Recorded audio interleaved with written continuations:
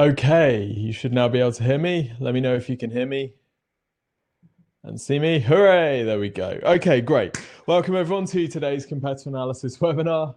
I love how every time exactly the same thing happens. I even tried restarting before you all came in, so I thought, yes, you know what, this time they're going to hear me from the beginning. Welcome to everyone who's in the webinar software, and welcome to those who are tuning in on YouTube live as well. I've got both chat windows open, so I should be able to consistency, exactly. I should be able to see what you're typing wherever you're sending it. Just a quick survey, because we ran a competitor analysis webinar on Friday.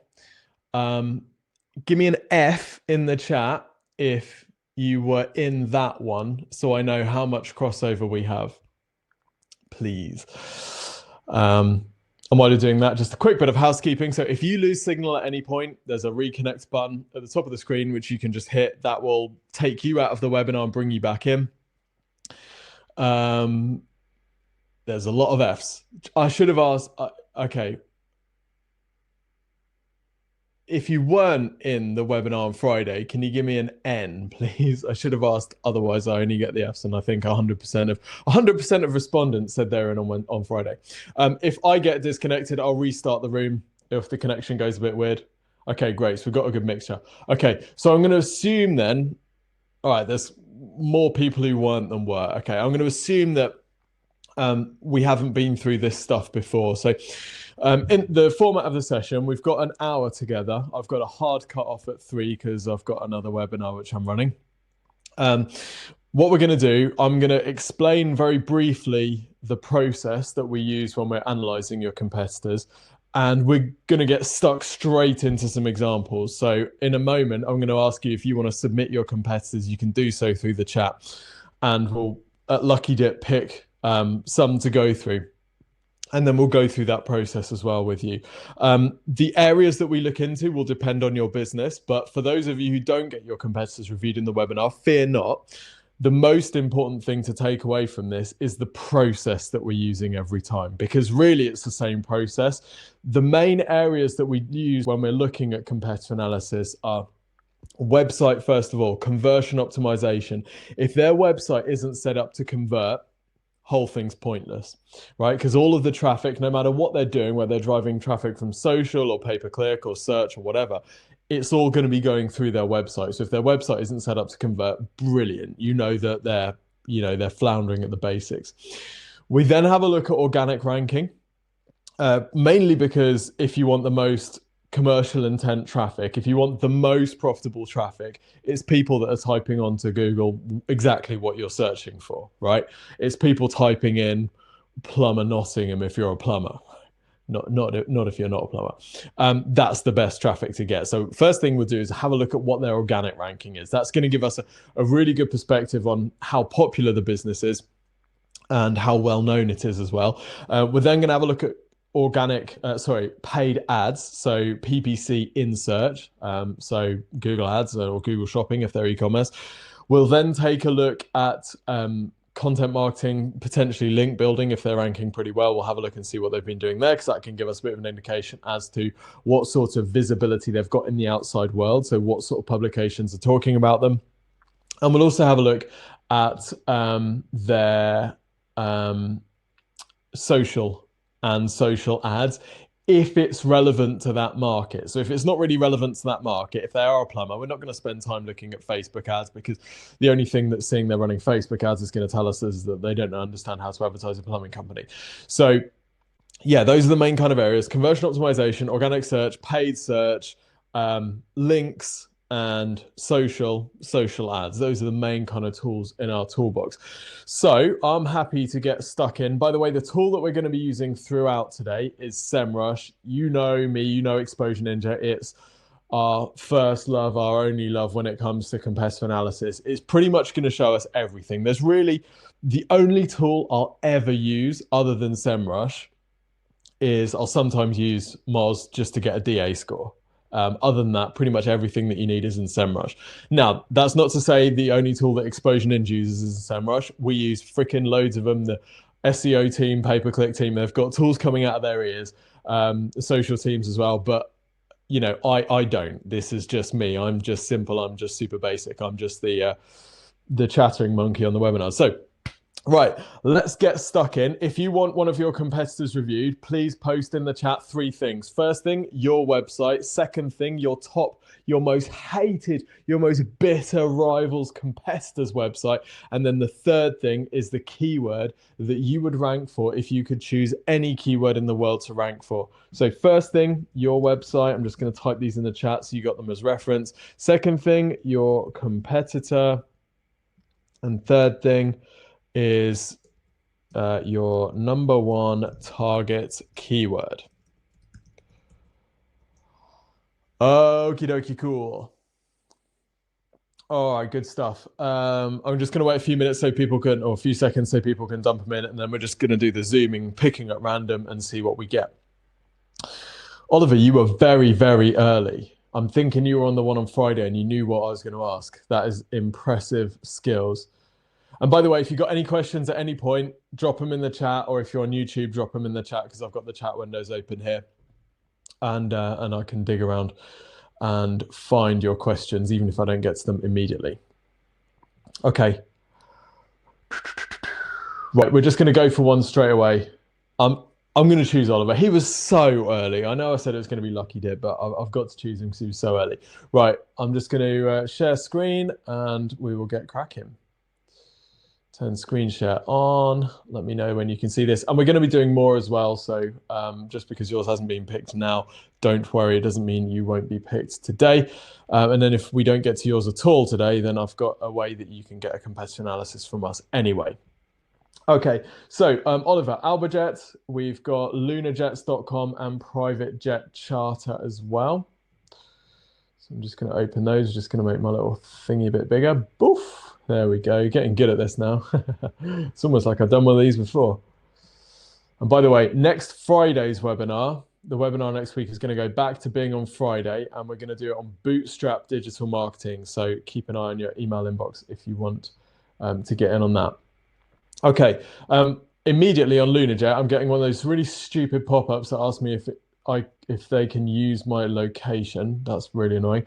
And then the target keyword that Oliver wants to rank for is Private Jet Charter. So first thing that we're going to do before we do anything else, we're just going to search Google for Private Jet Charter and get a feel for what this market is looking like, how people are are searching and how people are using. Lester says, not a good business to be at the moment. Yeah, you got a point, Lester. Good time to acquire, good time to get out there and buy some companies. There's going to be some people who haven't thought about it and are running out of cash, so get buying. Okay, so first thing that we can see straight away, 4 ads at the top. That tells us this is a search with commercial intent, which is no surprise at all. That means people are buying. If people are running ads, particularly for a phrase like this, which is going to have a high cost per click because average order value is going to be high, potentially really high, then we know that provided they're savvy and they're not just pumping cash into a black hole, we know that this is profitable if you're doing a good job.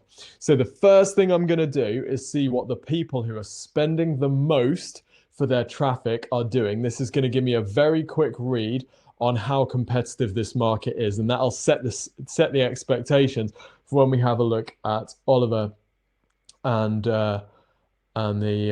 his competitor as well. So SimplyJet, okay, from a conversion perspective above the fold, this is not great, pretty weird in fact. We've got assumption of a Swedish number, which is just slightly odd. I don't know why you would bother with that. And they're taking us straight into this, which is fine, but we don't have any sort of base established. We don't have any credibility established yet. This is fine if you're Skyscanner and you're the app on my phone. This is a very transactional call to action. Get stuck in right now. I need to know a little bit more before I'd even put my name and email in here, like reviews, credibility, any of that stuff. There's none of it at all. Okay, this is a poor homepage. I'm guessing there should be an image or something loading here to make it look less like it's a half-finished wireframe. But okay, so immediately I'm thinking, ooh, this could be kind of interesting. Let's have a look at this one. All right, similar kind of thing. This is not a great CTA either because it doesn't tell us anything that's going to happen when we fill in that. it's pretty hopeful, isn't it? Departure what? Huh? Departure time? Departure location? What's this? Don't know what that is. I just clicked on this is garbage. All right, so immediately I'm thinking pay-per-click, hello. If these are the people that are advertising and their CTAs are super weird like this, then this is going to be cool. There's not even like a date selector for the departure date. It's just a text field, it looks like. Yeah, really poor. It doesn't tell me anything about where they serve, nothing. Useless. Hit and hope. That's what we call a hit and hope. This one, okay, request a quote. Is there CTA there? Let's have a look and see how that works. Private jet inquiry. What do we give the rate? What do we give the formatting of that contact form, people? Give me a 0 or give me 100. What do you think? Anywhere in between. I'm guessing we're going to see a few zeros. What is this? I mean, this is lazy, lazy, lazy marketing. So there's no information about exactly what we're going to get at all. Loads of really weird white space. Don't know anything about the company. There's no sign of credibility. All of these look like total stock photos. Live support's offline. There's no reviews. There's just nothing. Inquiry for what? Inquiry to buy? Inquiry for a journey? Like nothing. Rubbish. Amazing. This makes me want to get into the space. Okay, what have we got here? Right, this is it's a bit more professional. They've got a bit of a pile up on this bottom right-hand corner there. Just let me get to your call to action, please. Okay, or good-looking site. You've clearly spent a bit of money on design and fancy animations. Good for you. Be great if you just focused on the messaging here, though. Okay, looks pretty straightforward though. No credibility, no review stars. Oh, we got some there. Stick them up. Incredible experience, CEO of a pharma company. Don't know what that means. Stupid. Right, good. So we're competing against people that are potentially rubbish. Dean says, is this being recorded? I have to make an important call, but it's too interesting. Dean, mate, I don't know how important your call could be. I'd say record the call, even if you're not on it. But yes, if you have to do the call, if they've got your wife hostage and you're going to get an earlobe in 10 minutes, then take the call. It's being recorded. It'll be on YouTube at the end. Okay, so now we're going to have a look at our Albajet and Air Charter and see what we're competing against now that we know the kind of environment that we're playing in. This is a cool idea. I'm guessing this has popped up, Oliver, because we've been on the site for a period of time. If so, great. That's a good thing to do. The other thing I would do is test something called Live Call. Livecall.io is sick. Let me just show you how it works. You've probably seen me talking about it before. It's a really cool tool. This one here, right? So it's a little widget and you can have it pop up. So a bit like your little pop-up said, do you need any assistance? Call us on this. Live call, after a period of time, it will pop up and say this. Do you want us to call you back in 25 seconds? They just pop in their number, right? And then request a call and then boom. Really cool. We've actually noticed it increases the conversion rate of other non-call CTAs as well. Don't know why, but just does. So yeah, definitely give that a go. Okay, so some of the things that we've been talking about kind of apply here. I'd have a look at the formatting of this. That time looks a bit weird there. What are we actually searching for? Are we searching for flights? Are we getting a quote? Like, I'd have a little bit more context here. You've got a bit of space. Just some very simple instruction. Lester says, by the way, Tim, you're the only non-American guy I listen to, and I'm being serious. There is no one else. Lester, I appreciate the what do you call it? Loyalty. I mean, there's certainly police and many politicians and even members of family in the UK that I would encourage you to listen to, but you can always defer to my judgment in those cases. In which case, stay at home, stay safe.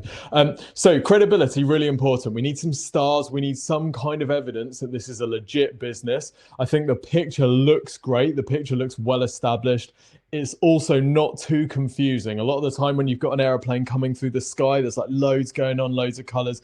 This is really simple. It's as close to being one color as it could possibly be. So I really, really like that.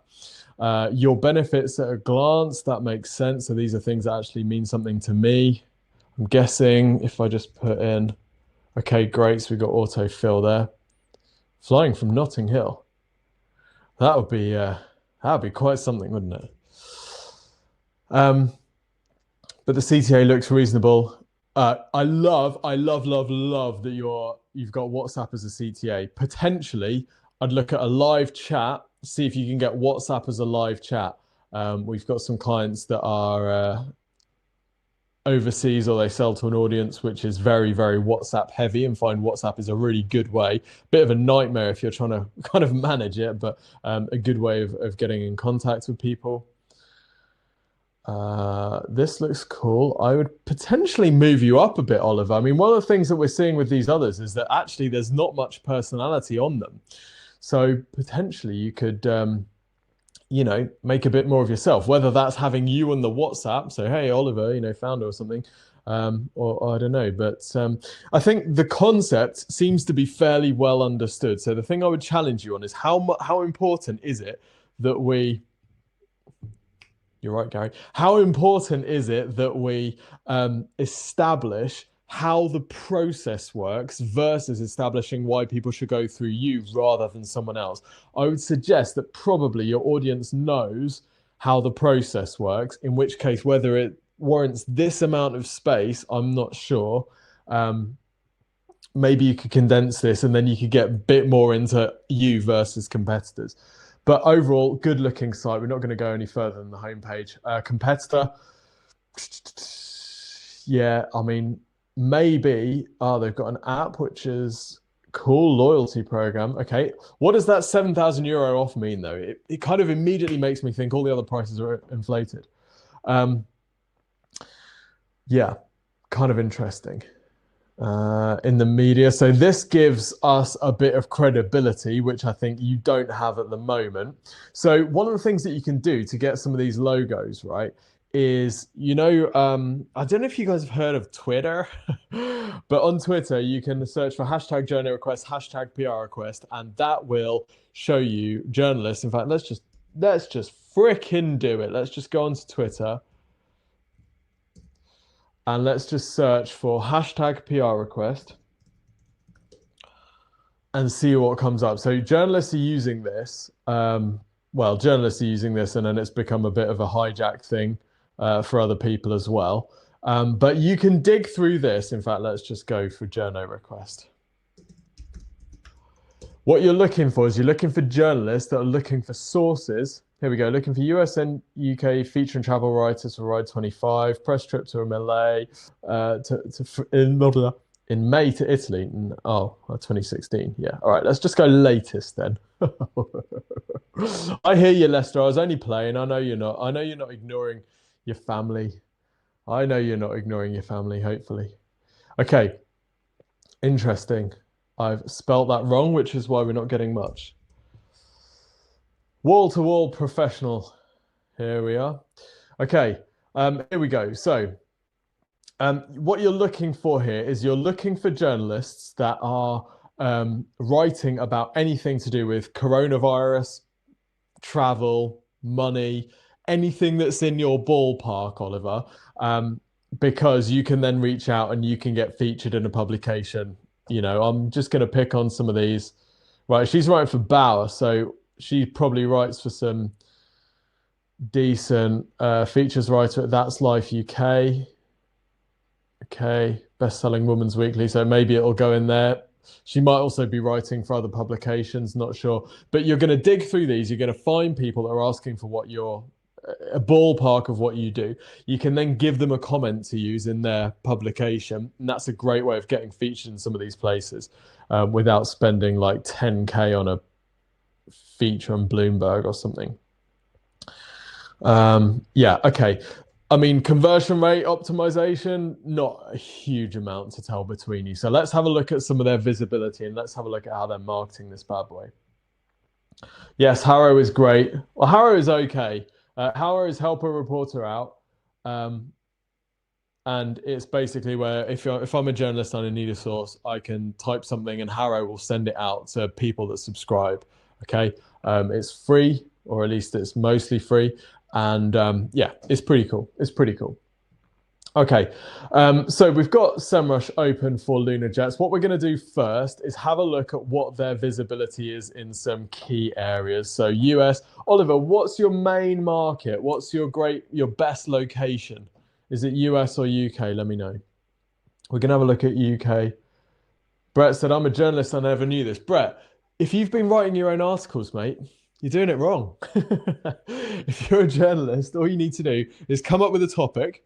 Let's say I want to write about coronavirus and I want to write about how it's impacting businesses. So that's my work done as a journalist. Actually, no, it's not quite my work done. Then I go onto Twitter and I say, hashtag journal request. I'm looking for business owners to talk about how coronavirus has impacted them. And then you just sit back. And then in about half an hour later, or half an hour, 2 hours, depending on how popular your thing is, you go back to Twitter and you've got 1,000 quotes from businesses about how coronavirus has impacted them. All you need to do then is stick them in a little nice order, write a little headline at the top, headline at the bottom, bam, you're going to publish it. Great. Slightly, it's like the Apple advert where it says sequence simplified. Barely. Okay, so US visibility, we're getting around 1,800 searches per month. I'm completely ignoring that number, but it's useful as a reference point against the UK, right? So they're not getting 1,800 searches per month. I would bet my life that they're not getting 1,800 searches a month. They might be getting 10,000, they might be getting 300, but I can see that they're getting more in the US than they are in the UK, okay? So that's something that I actually believe. So let's have a look at the UK to begin with. They're running some PPC as well. So great. We can have a look at that in just a minute. They're running some display ads as well. They got 6,400 links. We're going to have a look at those in just a minute. 559 different websites. So they are doing a bit of content marketing or PR. Answer the public is a great effort. Yep, that's it. You guys know the deal, right? You know the deal. Cool. Let's have a look at their top organic keywords. So this is going to show us the different phrases that they're ranking for. And this is useful for a couple of things. Firstly, it tells us how focused their keywords are. So let's have a look. Empty leg flights. Okay, position 1, 480 searches per month, 95 pence per click on average. Empty leg flights, kind of interesting. So Oliver, the question I would be asking before I go and put a whole bunch of money behind empty leg flights, because the CPC seems low compared to private jet charter, would be, is there any reason somebody would be searching for that isn't looking to charter a jet? Possibly not. If there's not, I'd be freaking all over that. Okay, that looks underpriced compared to something like private jet charter. Private jet charter at £4.19 per click. They're ranking in position 6 for that. So they're going to have to run some ads really if they're going to get loads of traffic from a term like that. I mean, these prices are nowhere near as high as I thought they would be, which probably speaks to lower conversion rates than it either means the websites aren't converting as well as they should in this space because of the credibility stuff that we've already looked at, or it means that people are searching for this and they're not really serious. Their inquiries don't turn into bookings. So they're having to price that in when they're bidding on clicks. Having said that, I would be quite aggressive, having seen how low some of these CPCs are, depending on what your margin is per flight. I'll be going fairly aggressive with this, looking to disqualify in the ad some kind of text about prices from X, so you're filtering out the people that are like, oh, can I get a private jet to Zimbabwe for £300? But you're getting a good amount of qualified traffic. Okay, anyway, what are they ranking for? That's what we actually came here to see. They're ranking for private jet charter position 6, okay, which is fairly good. Private jet position 11, pretty nice. If I was them, I'd be driving hard on content marketing and putting a lot of content out around private jet to see if I can get that up further. Interesting. We're going to have a look at their pages that are ranking in just a minute. Open leg private jet position 1. So that'll be an example of like a gazelle on the edge of the herd, which looks a little bit weak, which you might be able to pick off. I'd be quite interested in a term like that because that seems fairly high commercial intent. Search volume isn't massive at only 90 a month, but that's not someone who's like messing around, is it? They're pretty switched on to that. Charter plane position 11, so they're ranking pretty well. They're not dominant by any means at all, but they're ranking pretty well. Okay, so let's have a look at some of the Gary says, or Google have reduced rates as air traffic inquiries must have plummeted. Yes, that's a good point, Gary. Potentially we're looking at lower prices here. I don't actually know what SEMRUSH's float is like, whether these are super current. I suspect that they're not, and I also suspect that they're way away from like actual CPCs. But if it's very, very current, that could be a potential reason why these CPCs are showing lower. I suspect it's a bit longer time period than like since lockdown, judging by some of SEMRUSH's other data. Okay, next thing that we're going to do is have a look at pages, because pages will tell us what pages are performing best for their site and bringing them in the most traffic. So we're going to open a whole bunch of these and just have a look at what we need to do to compete. Go away. So that is empty leg flight. So I think that's the page that's ranking for that one there, empty leg flights. Yep, what else we got that one ranking for? Open leg private jet flights. Okay, so this is one of their hardest working pages, and there's not a huge amount of content here at all, which is really, really cool. Love it. So what I'd be doing here is trying to pick off this page, basically make a version of this page targeting these two terms. Empty leg flights would be the main term here. And then what was the other one? It was open leg private jet. So probably open leg flights and empty leg flights. Maybe I'll make two separate pages for each of those. I'd get more headings. So go on Answer the Public. Someone said there, Answer the Public. You did. Great. How much content have you got on yours? Let's see if we can find it. Empty legs. Here we go. Right. Good. Let's expand these by default. So apparently Google says that it doesn't ignore this content. I'm not sure that it doesn't. If it's behind a thing. So what I'd consider is switching up the layout of this page potentially, because if people are searching for empty leg flights, empty leg private jet, let's see what. There's two possibilities here. They might be searching for information. We need to basically understand what Google thinks they're searching for. Okay, so Google thinks they're searching for actual quotes. That's fine. If we were seeing mostly sites that were information first, then we'd say switch up this page a bit. Where's your one gone? I don't know where your one's gone here. Switch up this page. You got the information at the top, and then where's it gone? I don't know. So you got the information at the top and then the other stuff below, but it looks like you're probably about right. What's happening? I don't know where I am. Yeah. Here we go. There we go. Okay. So yeah, I'd get these a bit further up, and I'd expand them by default, to be honest. This looks pretty good though. This looks pretty good. What we want to do is we want to keep people on this page as long as we possibly can. We want to increase the engagement. Basically, what's going to be happening here? Also your page title. So what was your page title there? Empty leg flights, save up to 80% on private jet flights. I'd imagine that that's probably being truncated.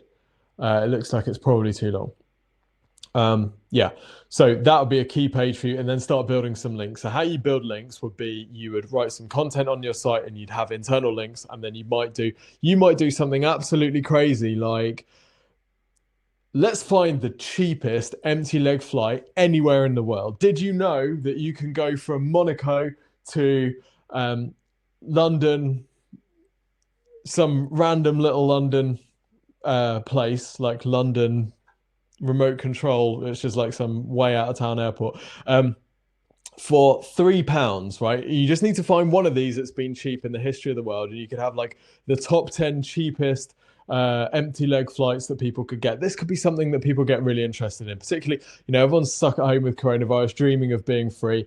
And here's an article that says, while you're stuck inside, you know, previously you've been able to get private jet flights from Monaco to remote control airport for, you know, £6 or something like that. And then what you do is you collect all of these on a thing that people would then link into, and it could become a bit of a story if you do a press release and, you know, all that type of stuff. So that'd be pretty cool. Right, next thing that we're going to do is we're going to have a very quick look at their ads, and then we're going to move on to the next person. I bet their ads are pretty decent. Let's have a look. Oh, God. Oh, God. Oh, what? Oh, my God. Okay.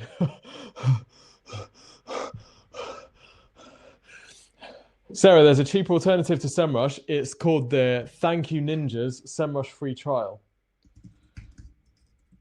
If you go to that, you'll have to put in your credit card details, but you can cancel before the end of the 30 days. You don't pay anything. Can't get any cheaper than that. Okay, this PPC is garbage. So what we're looking at here, and this is, I just need to make sure my eyes are not deceiving me. Oh, fucking hell. Right, yeah, this is not cool. Not cool at all. These are the keywords that their ads have been shown up for. I'm just trying to work out where the mistake is, but I'm not sure there is a mistake. So cargo plane flight simulator. I don't know what they might be advertising for flight. Oh, I don't know. I don't even want to think about it. Cargo flights, urgent cargo flights. Okay, disaster. Absolute disaster. Yeah. Right. Yeah, some bad broad match hits. I couldn't put it any better myself. Oliver, I'm going to get the owner of this company a t-shirt that says bad broad match hits. I mean, that is, boom. That is spot on. Yeah, this is a disaster. So I don't seem to be focusing on private charter jets at all. Obviously, they're focusing on air freight because that's the only thing that's going on at the moment. I don't know if they have an air freight page. Not sure. Where can we find that? Let's try. Because this could be an interesting kind of stopgap for you. I think Heathrow at the moment is pretty busy for it. Cargo charter, right? So hopefully they're driving people to that. Their display URL is just their homepage, which isn't good. Okay, this does look slightly better. Okay, there's no credibility at all, though. Yeah, so that seems to be what they're going all in on at the moment. Yeah, it doesn't look like it's particularly well managed, so I'd be fairly aggressively targeting that one if they're going global. Sorry, guys, we are going to move on. I'm just curious now. I'm just curious to see what's going on. Okay, right. Yeah. I'd go hard against them. Absolutely, I'll go pretty hard against him. Great. Okay, so hopefully that's useful, Oliver. Now we're going to have a look at the next example on Tim's random journey into who knows where land. Right, Francis, you're up. So London Jewelry Repairs, jewelryrepairworkshop.co.uk. So this is your site. This is your competitor site.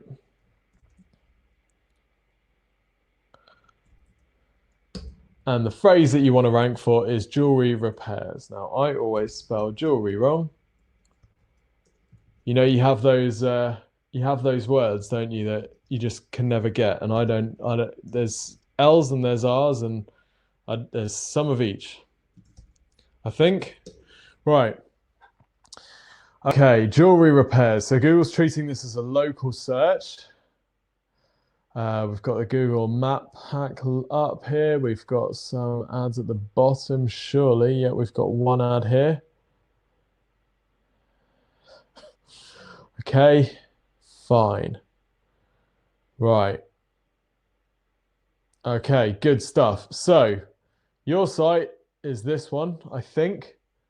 Let me know if I got this right, Francis. Is this one your one? You forgot to mention you just need to grow in London. Fantastic. Brilliant. Okay, so Jewelry Repairs London. Let's go for that. And obviously people that search for jewelry repairs in London are going to be seeing this anyway. Okay, so one ad at the top. We got these here. So it looks like you're ranking top of the places listings. You've got some decent reviews, but Jewelry Repair Workshop have more.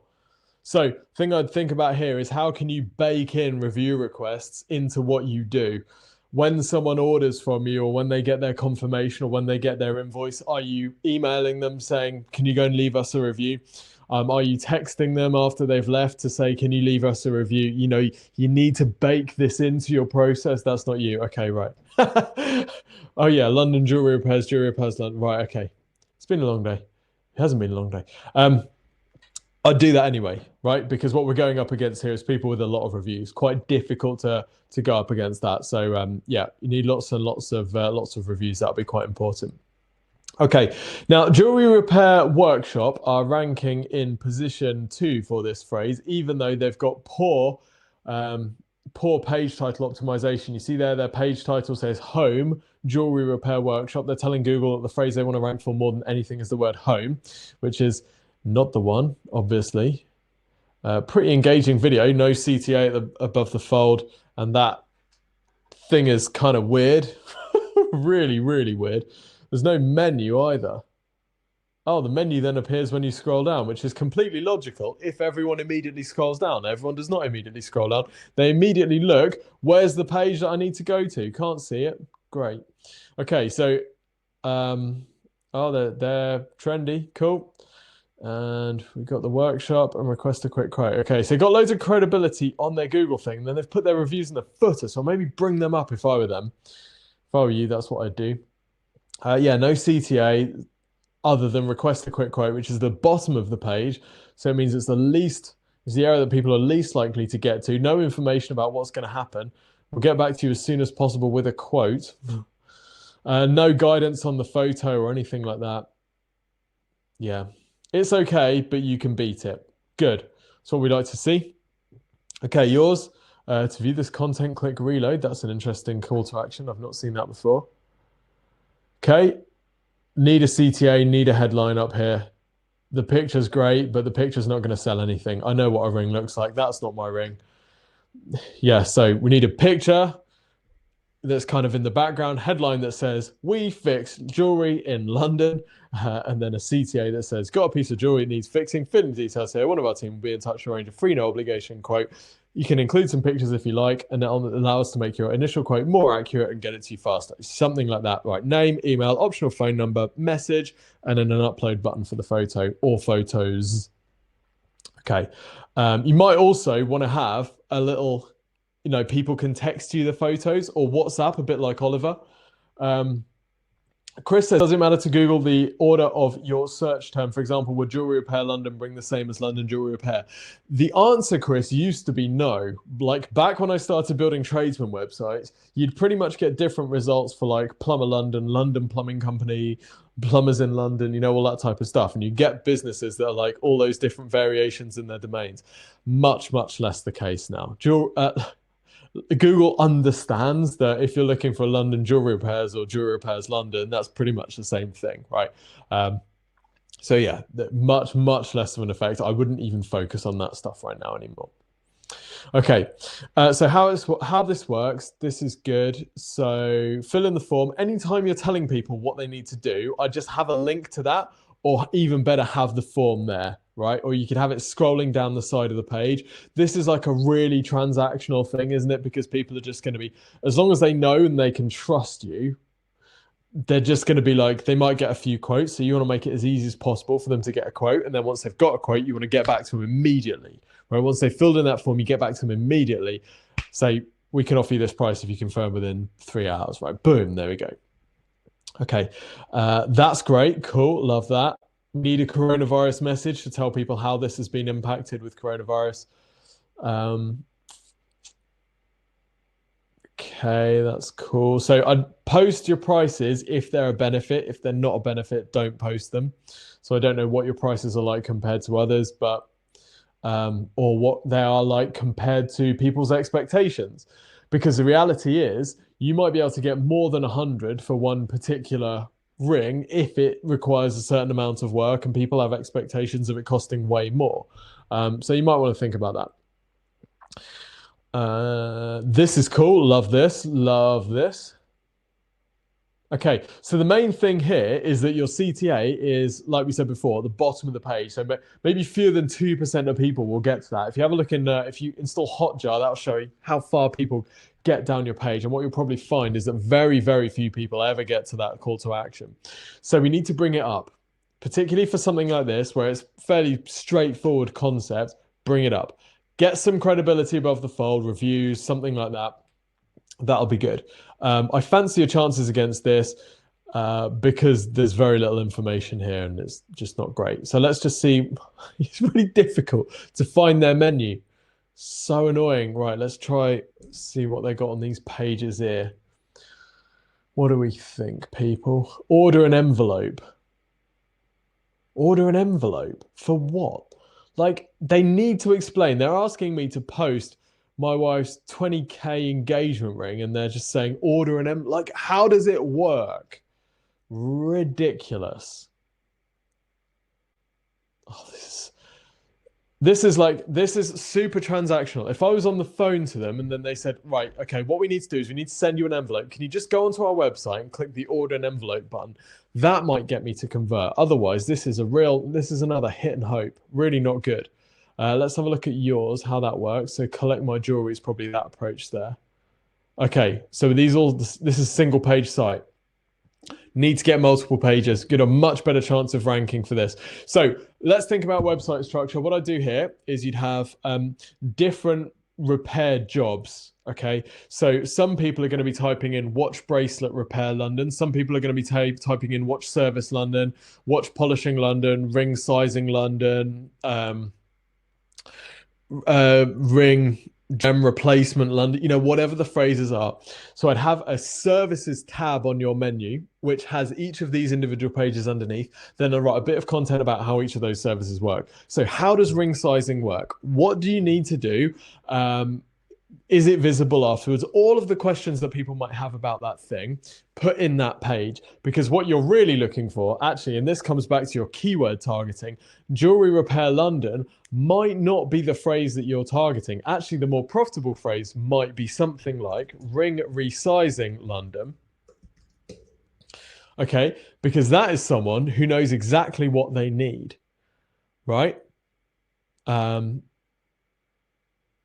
Yeah. So I'd go after something like this. And what you would do is then you'd send this traffic through to your ring resizing page, which would have, let's draw the layout of that page. Check this out. Ready? Here we go. We're going to draw it. It's more niche, Edward says. Yes, so you probably pay less per click. You get a higher conversion rate. So your ring resizing page is going to look like this. It's going badly already. Ring resizing in London.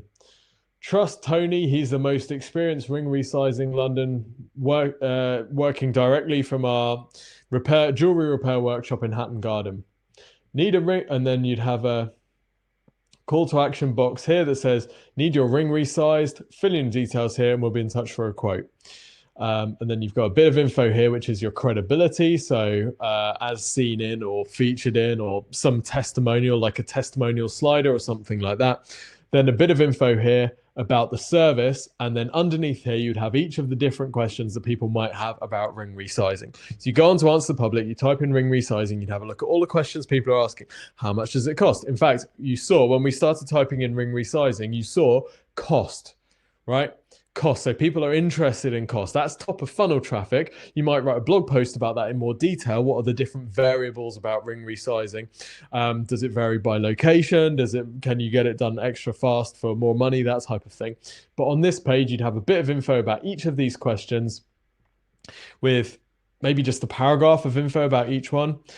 And then that's going to help you rank for those pages because your competitors aren't going to be doing that. So I would do that for each of the different services that you offer. That probably is going to make a massive difference to your business. Cool. And these guys aren't doing it. So next, let's have a look at SEMRUSH and see what they're doing on this. So I'm just going to open SEMRUSH on my other screen real quick. By the way, guys, if you've got any feedback on the sites that we're looking at, drop them in.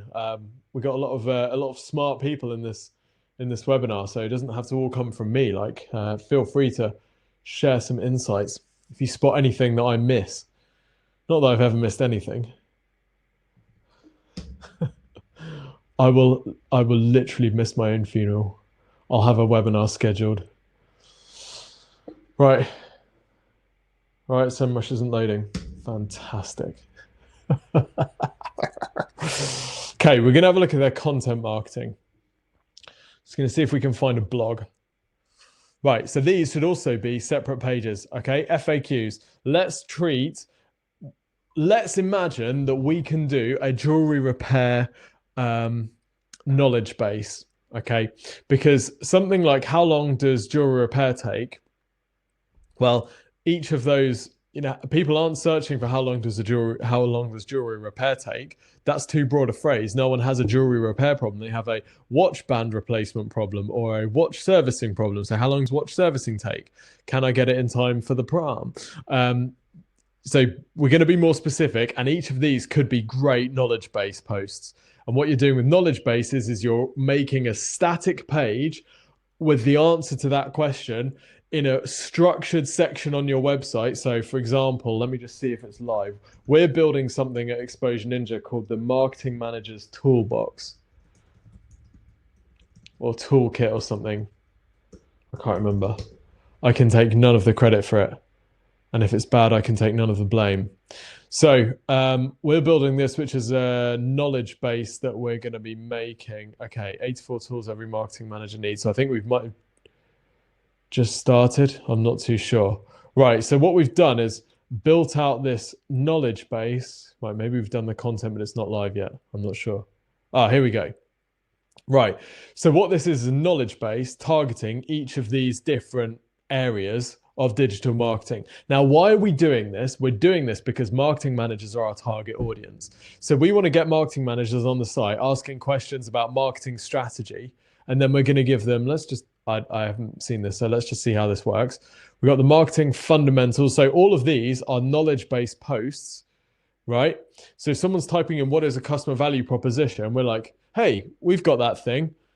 Here's a big article about it. Here's how it all works. By the way, they've got the free review CTA there, free review at the bottom as well, if they've read the whole thing. So they can always see a CTA, and they've got that one stuck there as well. So what we're doing is we're collecting people on the site that are asking the sort of questions that indicate they're a marketing manager and that we want them in our world. We want to do a review for them. So I think about that sort of strategy. These guys aren't. They're definitely not. And a lot of your competitors might just have these one-page sites, a bit like yours. So that'll be quite an important thing. Get a blog on here as a step one, and then get a knowledge base on here as a step two. Let's see if SEMRUSH is loading. Otherwise, we're going to have to figure out something else. I've just realized you can't see the... Yeah, you're great. There we go. I'm such a genius. It's not like I do this every single time. Right, let me just show you the other stuff again while we're waiting for SEMRUSH to load. So the knowledge base, right, Marketing Manager Toolkit. So here's how it works. Exposure Ninja. Here's how it works, he says. Okay, Complete Marketing Manager's Toolbox. This is the knowledge base that our team has been building. So lots and lots of content in different categories for marketing managers. So let's just go for strategy and see what's in here. So this is all about marketing strategy. What is digital marketing strategy? How to create a complete marketing strategy? How to create a content marketing strategy? So these are all search terms that we've identified as searched by our target audience. So we want to get them on the site. They've got CTA there.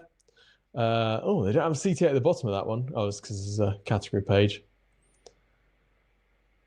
We've got CTA there, floating CTA, lengthy post, even video, another video, another video, another video, and another CTA.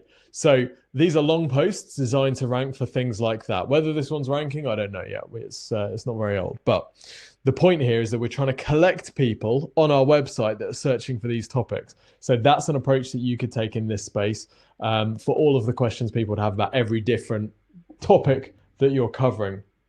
Okay, Let's see if SEMRUSH is loading. No, it's still not loading. Fantastic. What a pile of junk. Okay. I mean, it's a fantastic tool, but sometimes it's not much good if it's not loading, is it? Not much good at all. All right, so what we're going to do very quickly is we're going to rip one more competitor apart, and then I'm going to jump into my next webinar. So let's go for who has, right, let's go for this, Martin.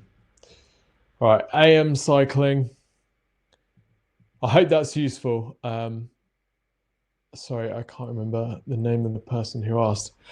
Right, AM Cycling, this is Martin's site, competing against Rafa Cycling Club. There's something about cyclists, man. I would love to sell to cyclists. There's something about them. They buy stuff. They go super weird. There's a bunch of cyclists that cycle around. I live in West Bridgford in Nottingham. Whole bunch of them. They've got these custom jerseys printed, West Bridgford Cycling Club, and they ride around. Man, they're in these like skin tight lycra things, obviously to make themselves more aerodynamic. And I can't help but thinking, dude, with those physiques, there are other ways to make themselves more aerodynamic than the cycling jerseys. Anyway, okay, so cycling apparel, really broad term, probably want to go a bit more focused than this. This might be someone who's looking for a new brand to fall in love with, which might be why you're targeting it. I would guess that most people are searching for things like cycling jerseys to start with, or cycling clothing. Interesting that Rafa's using cycling clothing and accessories as their phrase. Okay, my sister works at Wiggle.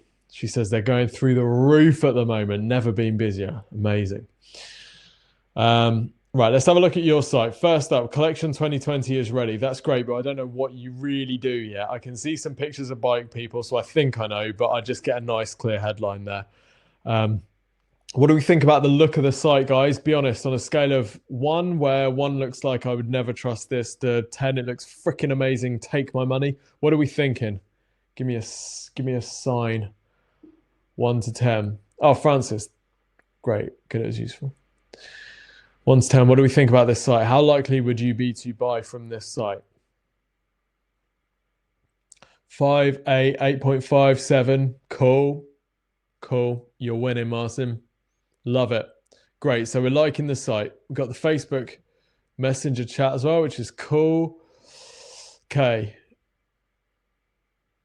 I'd get these as logos. If you've got featured in cycling publications or blogs or something, I'd get them as logos, as seen on whatever. And get that further up. Let's have a look at your category pages and new logo, Claire says. Ooh. Love the honesty, maybe, yeah.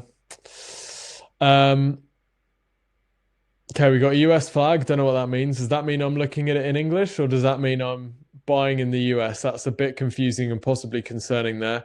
We've got the pound sign after the number, which might be how it works in Euro, but it's not how it works in the UK. So I'd see if you can get your CMS to flip that round a bit so it looks a bit more native.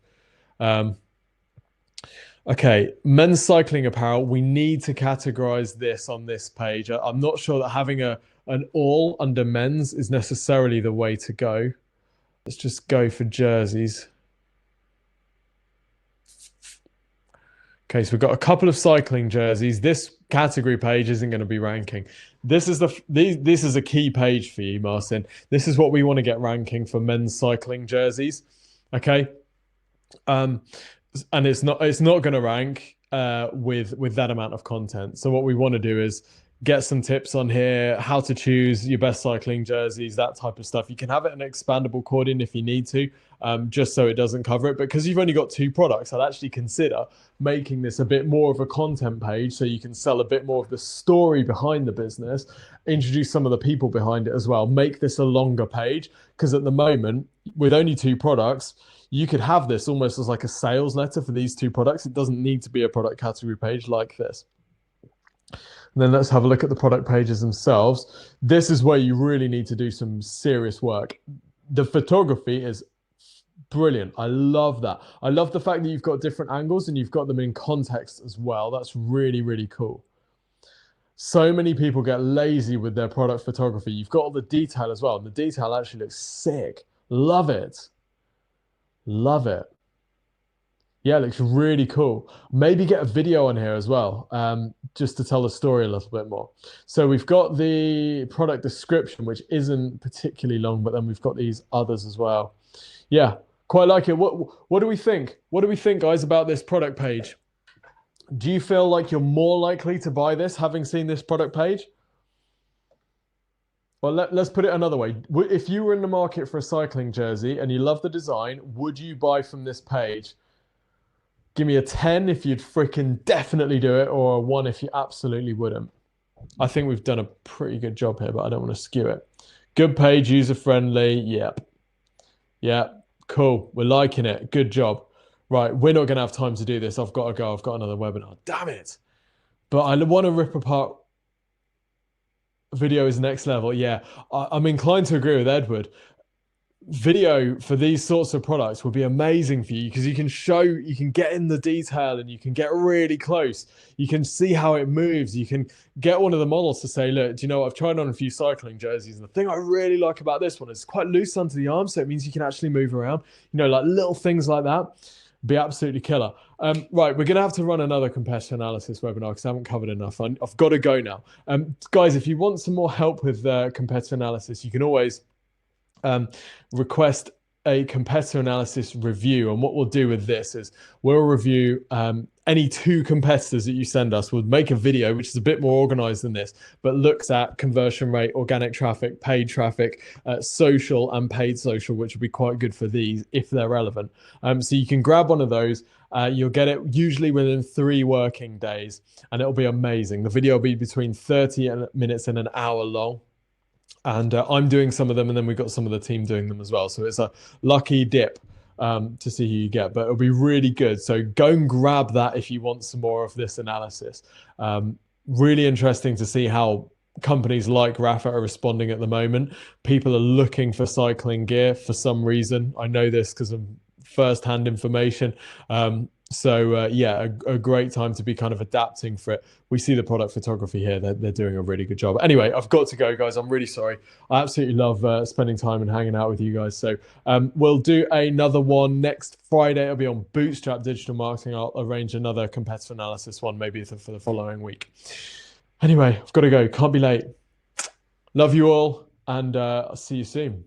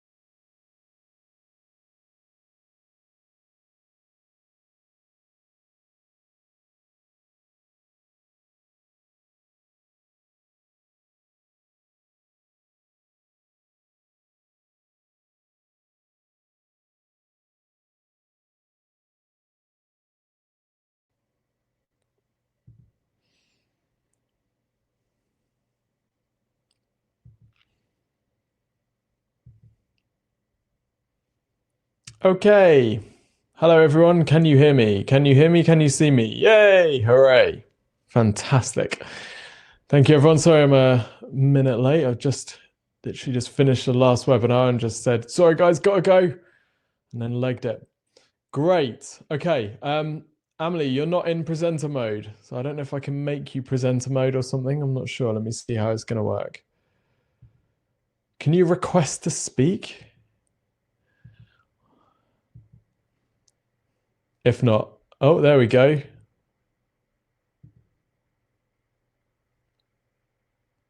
Okay, Amelie, you should be able to go live.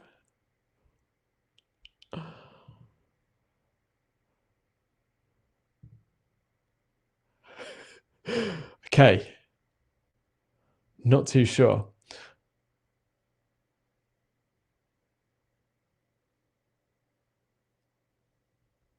Okay, Emily, are you there? All right. Okay, never mind. If not, then that's fine. I can do a bit of an intro and stuff myself. She's joined. Here she is. Emily, are you there? Oh my God. We did it. Hi. Sorry, I had two different links. I had one for an attendee and one for a co-host or something. Here I am. Gotcha. You're here. Good to see you. You too. It's been a while. It has indeed. Are you in an office or are you in lockdown? Both. I'm in an office, but we're at reduced capacity. There's like 4 or 5 of us here on different days. We're divided into 2 teams and we're trying not to cross-contaminate. And we're running this for a little while and then assessing the consequences and then bringing more people back in. But we're in the middle of a move. It's a brand new office and it's not quite finished. So there are a few challenges currently. What a time to be alive, eh? What a time to be alive. Yeah, quite. To be honest, I don't think I need to be on the stage so much, but I see there are 9 people right now, assuming a few people will join in as we go.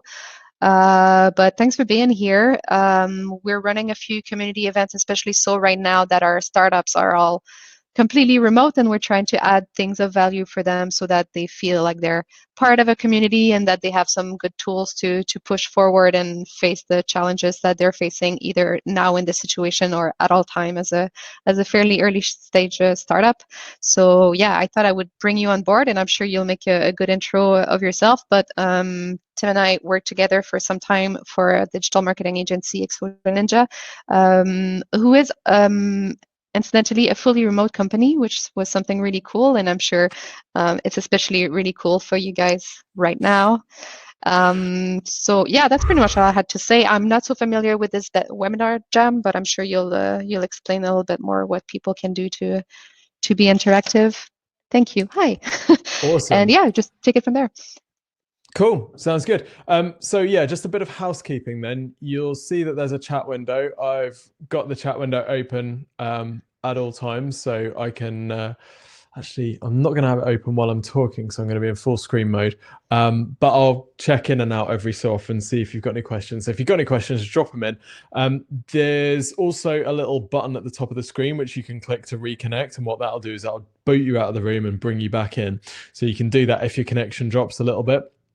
If my connection drops at all, then I can also cancel the whole room and then it brings us all back in and resets everything. So we'll do that if things go really seriously wrong, but hopefully not. So I've got some slides to show you and some examples. What we're going to be talking about today is SEO and how you can increase the ranking of your website. So I'm going to show you 3 different examples of businesses that from the very early stages have grown to quite significant, so they've grown to hit quite significant goals. So we've got businesses that have hit revenue goals or hit lead goals, and one that's hit a funding goal as well as a result of getting their websites ranked.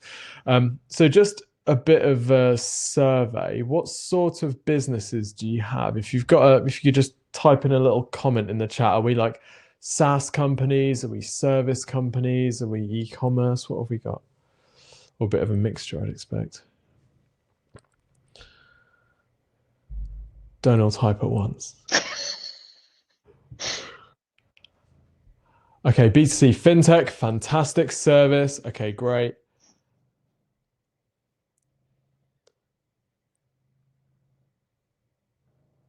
Marketplace, okay, fantastic. Cool. So just taking those three as a selection, a very broad range, which is perfect. We're going to look at one today. We're going to look at one lead generation company, I believe, one e-commerce business, and one software company. So that kind of pretty much gives us a broad range of businesses to look at. The thing that that you'll notice though is that it's exactly the same approach, exactly the same process taken with each of these different businesses. So it really doesn't matter what you sell or who you sell to, the exact process is always the same. Okay, so we'll jump into the slides then. And like I say, if you've got any questions, then you can drop them in, and I'll pop out every so often to see what we've got coming in. Cool, so I'm just going to share screen. And hopefully you can see that. Alrighty. So my goal today is to show you a process that you can use to increase the Google ranking and traffic of any website. It doesn't really matter what you sell at all. So my name's Tim. I'm UK's best-selling digital marketing author. Wrote a book back in 2012 called How to Get to the Top of Google. And that went on to sell quite a few. Here's the Amazon advertising section. A little while back, we had positions 2, 3, and 4. Bastard in position 1. I've been at the forefront of online marketing since 2008. Our services, books, training, consultancy at EN has helped over 10,500 businesses since we started, which is really 2012. And we grew to 98 staff in that time as well. All completely remote. We do actually have an office in Nottingham, but we never use it. Nothing to do with coronavirus. It's just we found that we were more productive being remote. Okay, so just a quick format for today's session. We're going to last around about an hour. I'll give a very quick overview of the basics of SEO, some key ranking factors. I'm assuming no knowledge, but then I need to give a bit of background for those who, absolutely have no knowledge, but we won't go too much into the basics for those who are a bit more experienced. We're going to keep things fairly high level today without getting too much into the nitty gritty of particular things. Just want to show you the overall areas that you should be focusing if you need to improve your ranking. We're going to spend most of our time today on case studies, and then I'm going to show you how to start implementing this. I think case studies are useful because they make things a bit more contextual, and it's a bit more interesting to hear a story of a business's growth rather than like some theoretical stuff. One thing I wanted to state, as we're looking at different businesses, you might be tempted to think, yeah, but my business is different because we sell to consumers, or we sell to education, or we sell to whatever, or we sell cat food, whatever it is. And I would suggest fighting that tendency. It's something that we all have. If we see something that's B2C and we're B2B, we're like, yeah, but that's not really relevant for us because we're B2B. Whereas actually the real value is in saying, how can I use this? How can I adapt this? And that's where we start to get a different approach that your competitors might not be taking. And that's really key in SEO, finding things that your competitors aren't doing, little holes that you can exploit, and taking a different approach. So you might see something here that we've done for a lead generation company, which you could implement on your B2C business or your e-commerce company or whatever. And that could be a game changer for your industry because other people haven't thought to do that. So how can I use this is the question to ask. So I'm just going to check that we're all still here and we're all still alive. I think we are. Good stuff. Great. So we're going to go through some SEO basics first of all. And I want to spend just a couple of minutes talking about how Google decides where to rank your website. So this guy is called Matt Cutts, and back in 2009, he said there are more than 200 ranking factors in Google's algorithm. At the time, he was the head of web spam, basically the face of Google for us website building geeks. Now, that was in 2009. And since then, Google's invested in a lot of machine learning and built its algorithms a lot.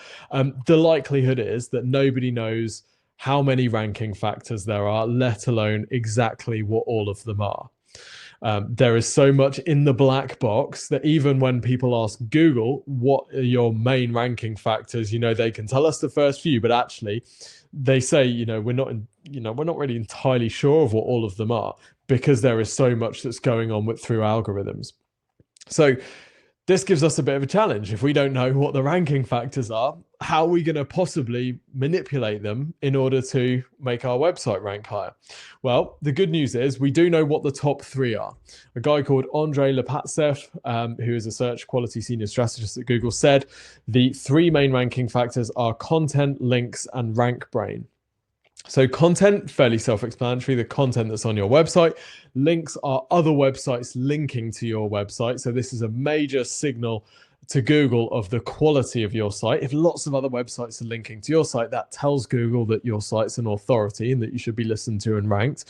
And then something called rank brain, which is really part of the machine learning. That's basically, we use this to try and understand what the searcher actually wants. So I don't know if you're anything like me, but sometimes when you're using Google, you think, God, I'm glad there's no one watching what my search is, because I've just searched for what is that song that goes do wop, and you're like, I don't know how Google gives me those answers. Well, that's rank brain, understanding all of these different queries that people are typing in and matching the idiotic query with the right answer. So the main levers that we have to play with when we're improving the ranking of our websites are content and links. We don't really do much with rank brain because that's just kind of understanding the user. So content and links, those are the main things that we're playing with.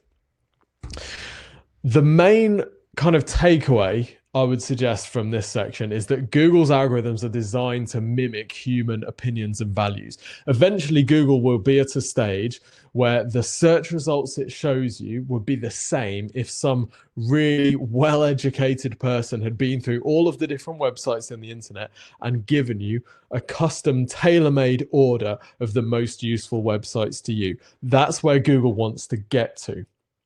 So what we have to do when we're optimizing our websites is basically meet that fictional person's criteria. How can we be the most useful, the most relevant, and the most popular website for that search query? If we can do that, then Google's going to rank us. Okay.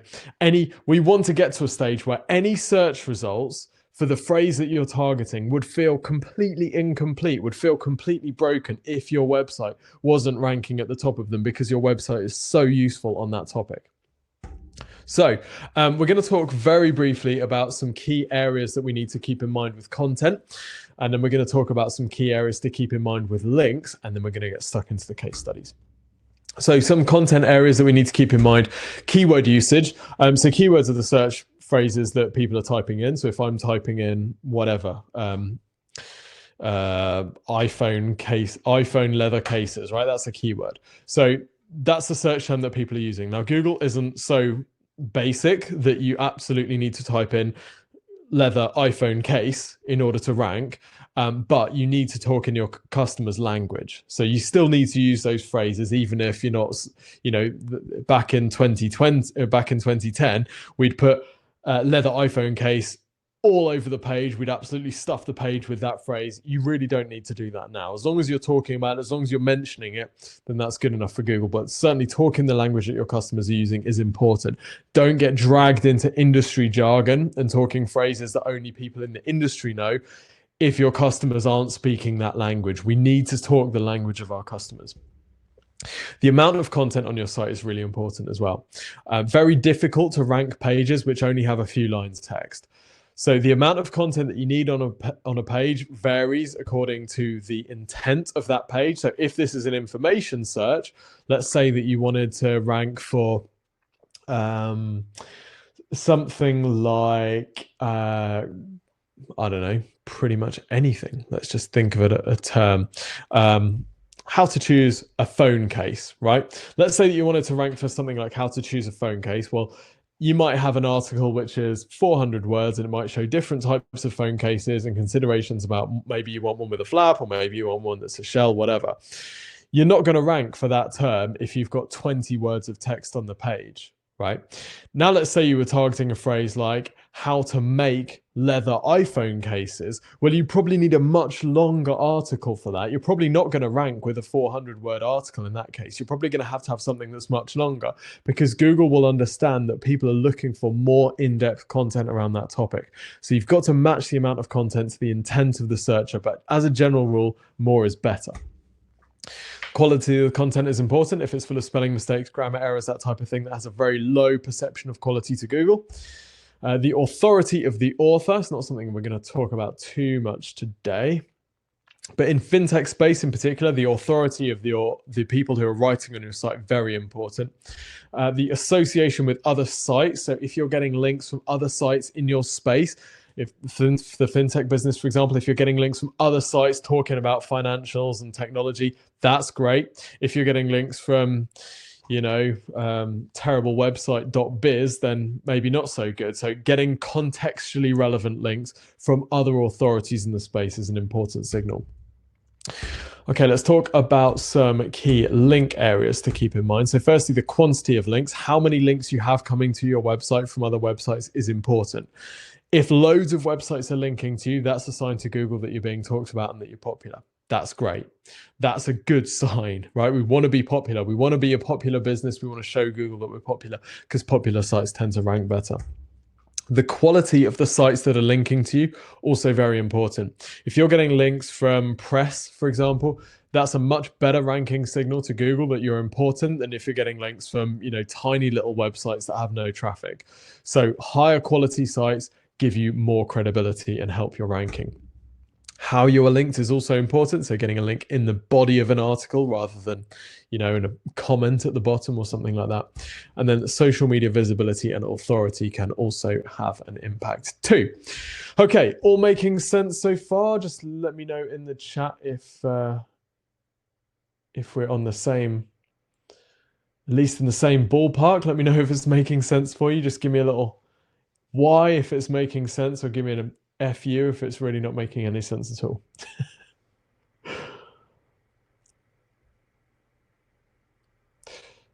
Encouraging silence.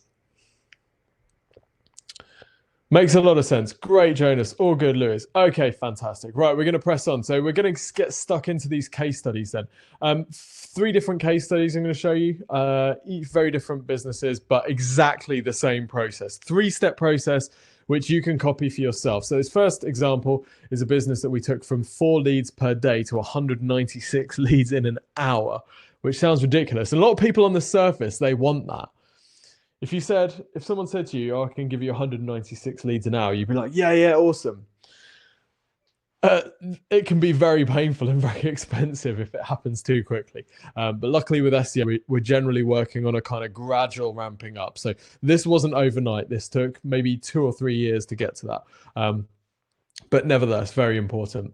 The owner of this business is actually in Greece right now, deciding whether or not he wants to return to the world of business in his life. So yeah, good stuff. Okay, we've got a 3-step process. And by the way, I've also written how to get to the top of Google, which some rounder or something. You can go and check it out on Amazon if you want. It's really cheap, but it's amazing. It shares everything that I'm talking about today, breaks down the process, and you can copy it and you can go and do it for yourself if you need to.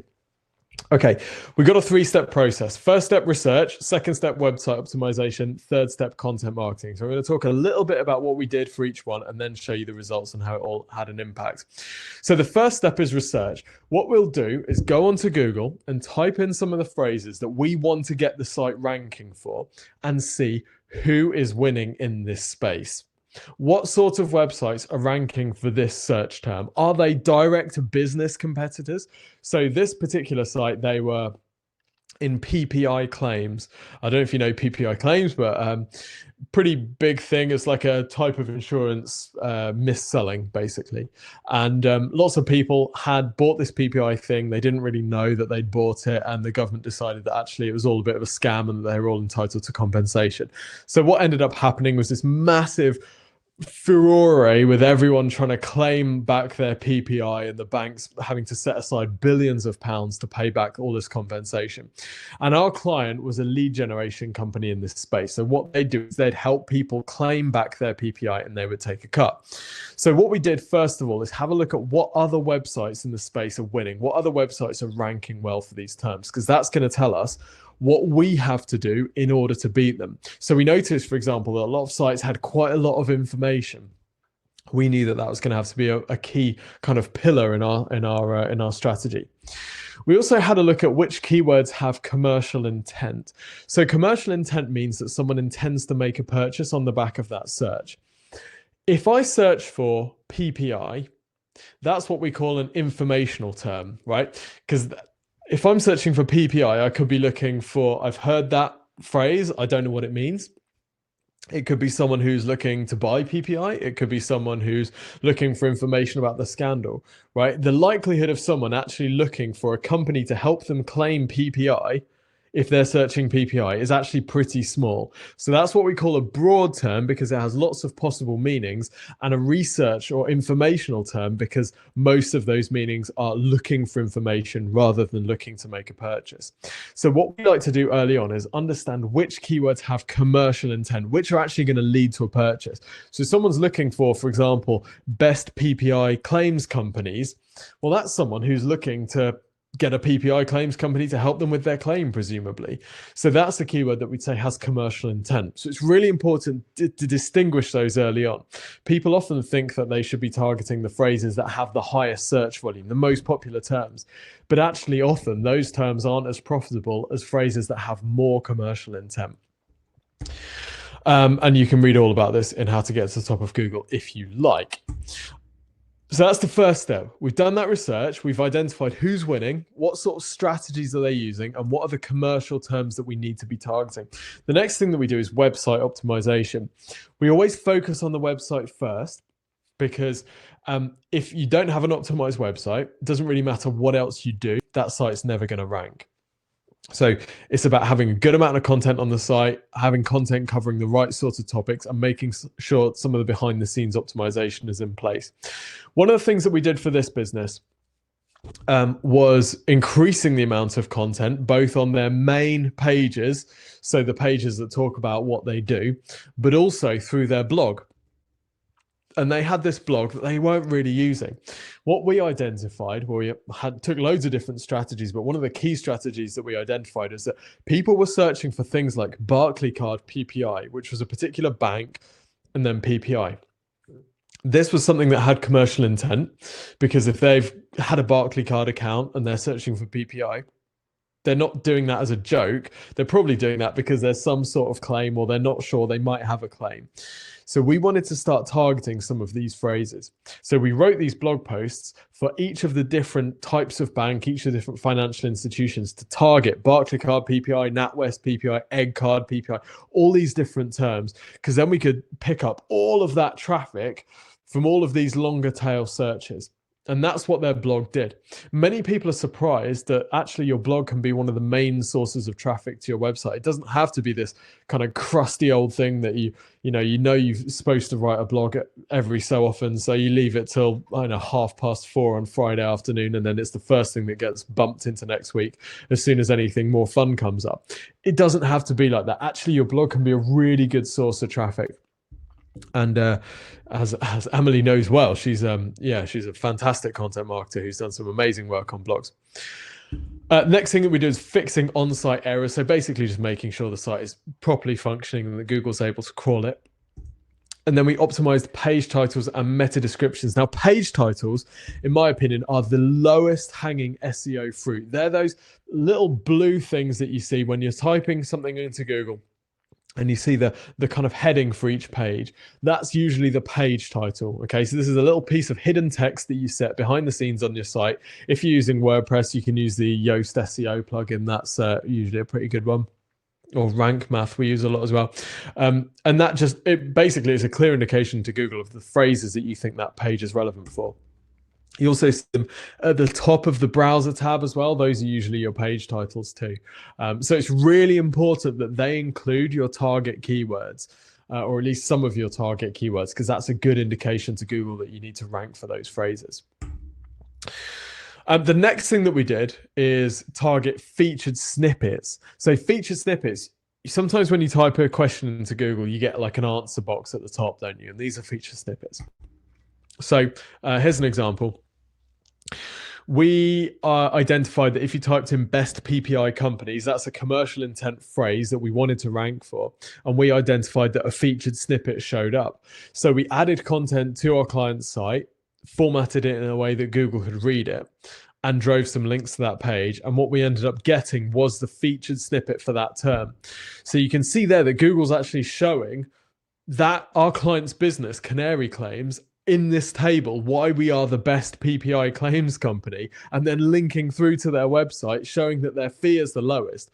This is a massive vote of confidence for our client by Google, or that's what it appears to be, because a lot of people don't realize that Google hasn't just vetted all of the PPI companies and this is giving this official list. It's just taking this from our website. But by formatting the content in that way, and by making sure we've got lots of links pointing at that page, we're able to pick up that featured snippet. We also got featured snippets for things like PPI claim low fee, where Google's taken a piece of text from our site and put it at the top of the search results. Well, that's amazing, because again, that's someone else who's got commercial intent. These are massive, massive for the amount of traffic that you can pick up. So in total, we picked up 14 of these different featured snippets for this particular client, which was absolutely brilliant. The next thing that we started doing was building links through content marketing. So what we decided to do here, basically the FCA, which is the Financial Conduct Authority, in the UK, so they kind of oversee regulations for financial businesses, right? That's probably a terrible definition, but it's something like that, right? Anyway, they decided that this PPI thing is just absolute chaos. It's driving everyone crazy. Let's put a deadline to it. We're going to have a cut-off deadline. So they decided to set a deadline of 29th of August last year. And in order to publicize the deadline, they made these ads with Arnold Schwarzenegger. And these ads were stupid, right? His head was on a tank and he was like, "You must claim PPI." We saw these ads. We were like, this is the stupidest thing in the world. It doesn't even share the message about the deadline because it's so confusing with Arnie's head on a tank and all this rubbish. So what we decided to do was run a survey to find out how much of the general public actually knew about the deadline after these ridiculous ads. And it turned out that people really didn't know about the deadline at all. Something like 14 or 16% of people knew about it. Another bunch of people thought they knew but guessed wrong, and everybody else didn't have any idea at all. So we conducted a study finding out all this information, and then we sent it out to the press and we said, hey, look, nobody knows about this deadline. It's a complete mess. These government ads are a complete waste of money. This whole thing is a total farce. And publications started to pick it up. So we got picked up in all sorts of places. We sent out some press releases. Here we're getting featured in Leap Rate, which is all about banks, and Business Matters, which is all about how the impact of, well, for this particular angle, what we decided to do was write some content around the impact on the banks of PPI. So we changed the angle slightly in order to be more relevant for a website that's about business, because what we wanted to do is get lots of links back to our client's site. So by kind of framing the topic in different ways, we're able to get links from different types of sites. And it went really well. So the ad campaign, 46 million, we thought it was silly and effective. We ran this study to find out 16% of people knew about the PPI deadline. It got coverage in loads of places. It picked over 200 links back to the survey. So it got covered on Yahoo Finance. It got in the Mirror as well. Lots of other sites like Unilad, things like this. And every time anybody talked about the survey, they linked back to our client's website at the bottom. You can see that link there at the bottom, visit here. And that's really, really important, because that's the thing that gives a site credibility and authority in Google's eyes. So the results versus their competitors, this is a link, this is an image of their ranking. So our client site is the blue line there. So you can see that their ranking overall, they started in 3rd place. And they went on to totally dominate their competitors. Absolutely ridiculous, considering that some of their competitors' sites were spending way, way, way more on SEO with their agencies than these guys were with us. It was a really, really amazing result. When they first started, we were getting 2 to 4 organic leads per day. Their highest single day working with us was 346 leads a day. Some of their rankings as a result of implementing this 3-step process. Best company to claim back PPI, position 1. And anytime you can see that little crown icon, that means that it was a featured snippet. Average PPI claim, PPI calculator free, PPI compensation count, loads and loads of these different keywords. They're ranking position 1, which is top of Google for, some in position 2, 3, 4, 5, 6, 7, 8. So these are all page 1 keywords, basically. Really, really amazing results for them. Okay, does that make sense? Are we all still here? Are we alive? Christian says, blog subdomain or subfolder, is it a big difference? Good question, Christian. The official angle from Google is that it shouldn't make a big difference. We usually find that subfolders outperform though. So that's our official recommendation. Go for subfolder. Okay. Not always easy to do, particularly if you've got your blog on a different platform. But that's how we usually approach it. Okay, next example. This is an e-commerce business. So if you're an e-commerce business, listen up. We took these guys from $300 a day to $105,000 a day. Actually, these stats are a little bit out of date. They're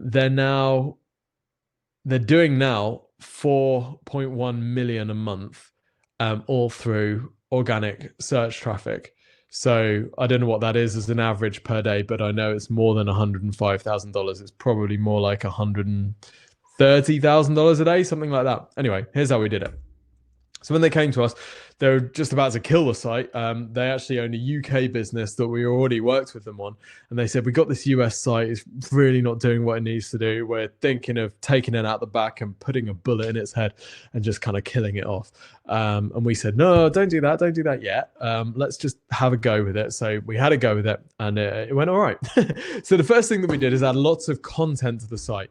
For e-commerce websites, content is a real issue because most e-commerce sites just focus on pictures. They think that it's all about the product image.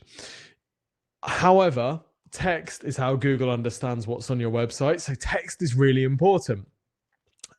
So we added some text onto lots of different pages onto the site, particularly onto product category pages as well.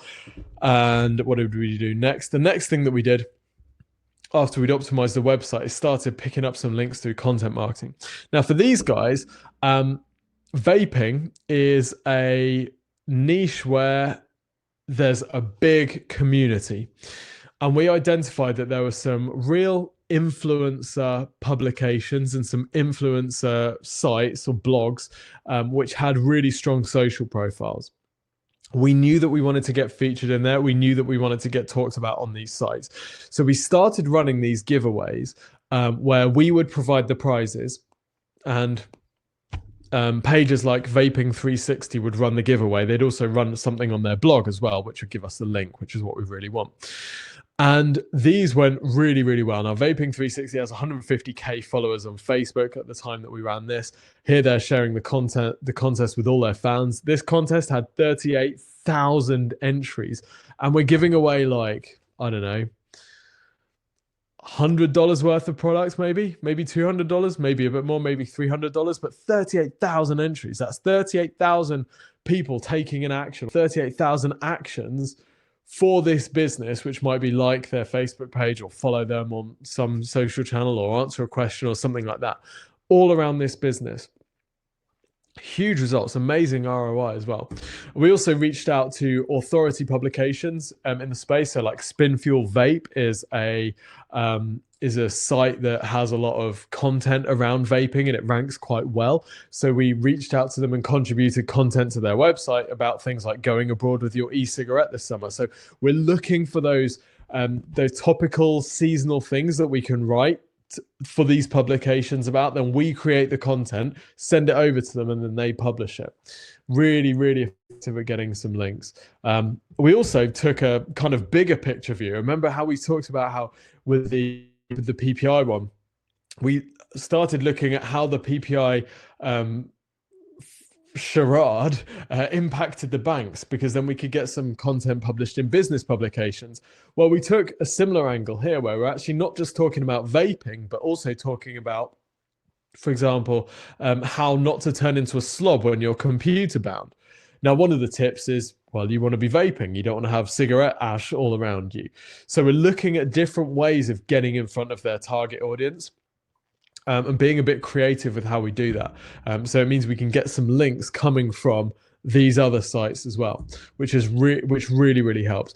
We also ran a study for these guys too. So in this study, we asked general population how many people thought vaping was better than smoking. Now, we worked with a poll company called YouGov.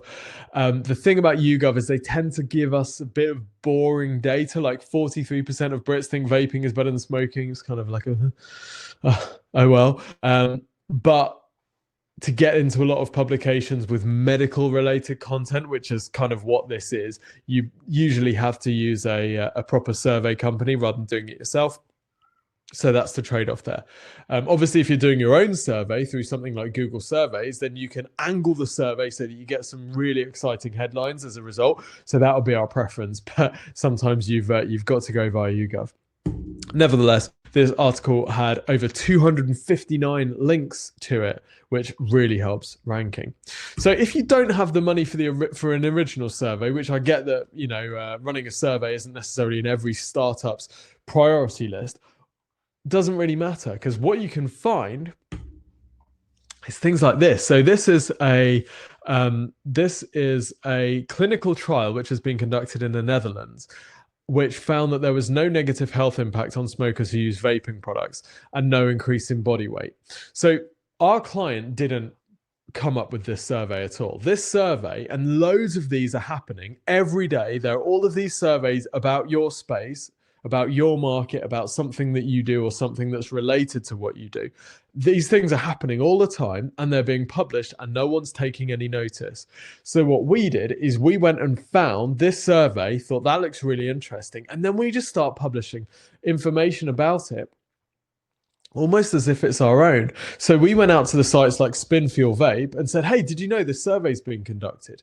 We wrote up a bit of information on our client site about the survey, and then we could link to that page, which then linked through to the original survey. So we're kind of piggybacking on the results of this survey. We didn't have to put in all the money and everything to conduct this trial, and we wouldn't do that. That's like way beyond the scope of what we do. But we get to ride on the popularity of that and the data that comes from it. So you can go out and find these surveys. So in the UK, we just search for something like ONS, which is Office of National Statistics, vaping survey. And that's going to give us the survey of being conducted around vaping in the UK. So you can just go out and search for these clinical trials and keep an eye on, set a Google alert up and get notified when a new clinical trial has been published, and then you can talk about that for your space. Does that make sense? Let me know in the comments if that makes sense. So as for their traffic, I mean, things just went absolutely ballistic. The growth was ridiculous.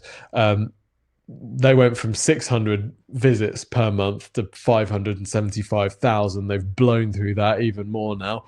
And from sales from $300 a day to $105,000 a day.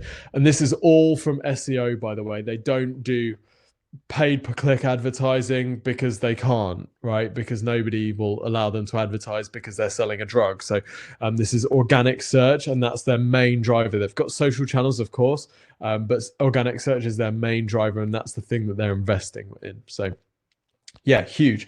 Let me know in the chat if you think that's pretty cool. Just going to check in and check that we're still alive. I think we're alive.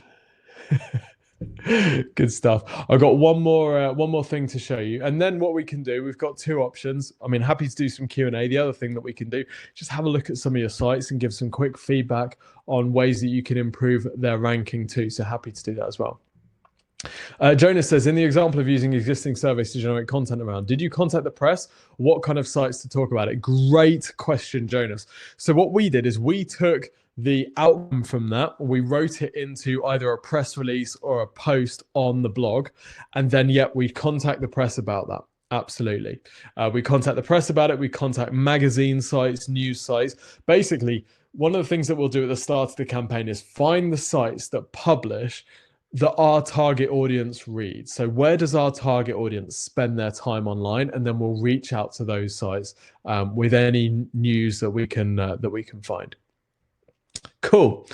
Okay, let's dig into this final example then. So final example is a software company, a SaaS business, who in a very challenging space because they sold something that nobody thinks they need, right?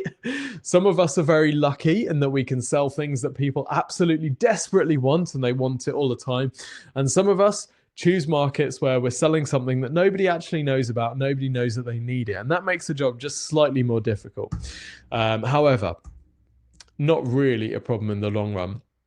So this business is a software company that helps organizations manage their employee performance.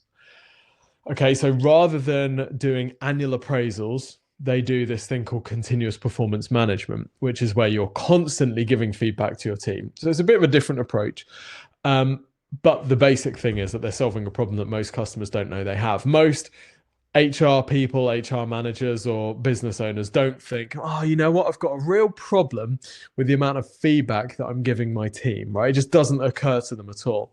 So what we've got to do is we've actually got to get in front of them in a bit of an interruption way and say, did you know, actually, you might have a bit of a problem here, or actually your organization could be performing much better if you did X. Okay, so it's slightly tricky and we've got to be a bit more creative about it. So if you're in this situation, check it out. So first thing that we did, obviously after doing the research and understanding the phrases that we're targeting, is optimize the website. We identified the keywords that people are searching for. So things with commercial intent will be a phrase like performance management tools. Okay. That's something where somebody is looking to buy or they're looking to fix. You know, if I'm searching for performance management tools, I'm looking to do something as a result of that. We also noticed there were some informational terms, things like performance management, which could be, you know, someone's just heard it said in the corridor and they're just going onto Google and typing in performance management to see what it's all about. It might be that their boss has said, you know, your team absolutely sucks, you should look into performance management. And they're like, oh, okay. So that's more of an informational, that's like a learning topic. We knew that we were going to need to target both of these because, like I said before, the audience doesn't necessarily know that they need this thing. So we might have to get them when they're doing some research and say, oh, by the way, if you're looking for some performance management improvements, you might think about continuous performance management. Okay, we knew that blogs and guides were going to be important. Blogs and guides are really important, particularly when you're targeting informational terms. So we wrote loads and loads of these short guides covering particular topics inside performance management. So how to discuss performance, how to get your employees to set goals, how to measure effectiveness of performance management. So these are all targeting kind of sub phrases for performance management. And we're looking to get on the radar of these HR people that are getting in a bit more detail with performance management. We also wrote loads of blog posts, things like performance management software, three common problems and complaints. So we're writing about that because anybody who's searching for performance management software is right in our target audience because that's what we're offering. So we want to show Google that we're really relevant for that phrase. So we need to have some good content on the site about that. Okay, so next thing that we did once we'd got the content on the site is start external content marketing, getting coverage through digital PR and inbound requests. So the question that we started with is, where do HR managers, which is our target audience, spend their time online reading content? Because we could then go after those publications to get featured. So we would reach out to those publications and contribute articles to them. And when they publish them, they would use our client, Stuart Hearn, who's the CEO of the business. They would use his name in the article, which immediately gives him loads of authority. And also they'd link back to the website. So we get the double whammy. So we got him a slot on entrepreneur.com, so he can now contribute to Entrepreneur, which is fantastic. You can see that there's a link through to his website there in the bio, performance management software. And it now means that he can say, you know, featured on Entrepreneur, and on their website they can use the Entrepreneur logo, which is really great for credibility. So yeah, this is really cool, and we got him featured that, and we wrote all of this content for him, by the way. He didn't write this, he's too busy being a CEO to be writing content, so we wrote this all for him. Also featured in Brand Quarterly as well, which is a publication kind of a bit more about marketing. but loads and loads of different publications. Customer Experience Magazine, Prism, talking about how to create an outstanding remote company culture. So we're taking a sideways look at what they do, because they're a remote business as well. So we thought, how can we get featured on this website? This website doesn't necessarily talk about performance management, but maybe we can talk about culture. Great, they're up for that. And then we can slip in some stuff about performance management as well. Causecast, sales initiative, so 6 simple steps to improve employee performance in sales.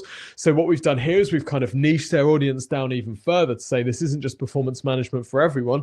I could focus on sales team performance management, or marketing team performance management, or remote team performance management. So we can niche it down and get coverage in each of these different niche publication types as well. People Development Network, why perfectionism really is an HR nightmare. Talent, which is another HR publication. So, got featured in absolutely loads and loads of places. And this is what happened to their traffic during the early stages of the campaign.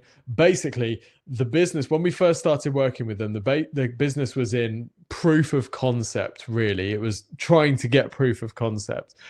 We helped them get that proof of concept. Their traffic increased week over week for the first 3 years. We're still working with them today.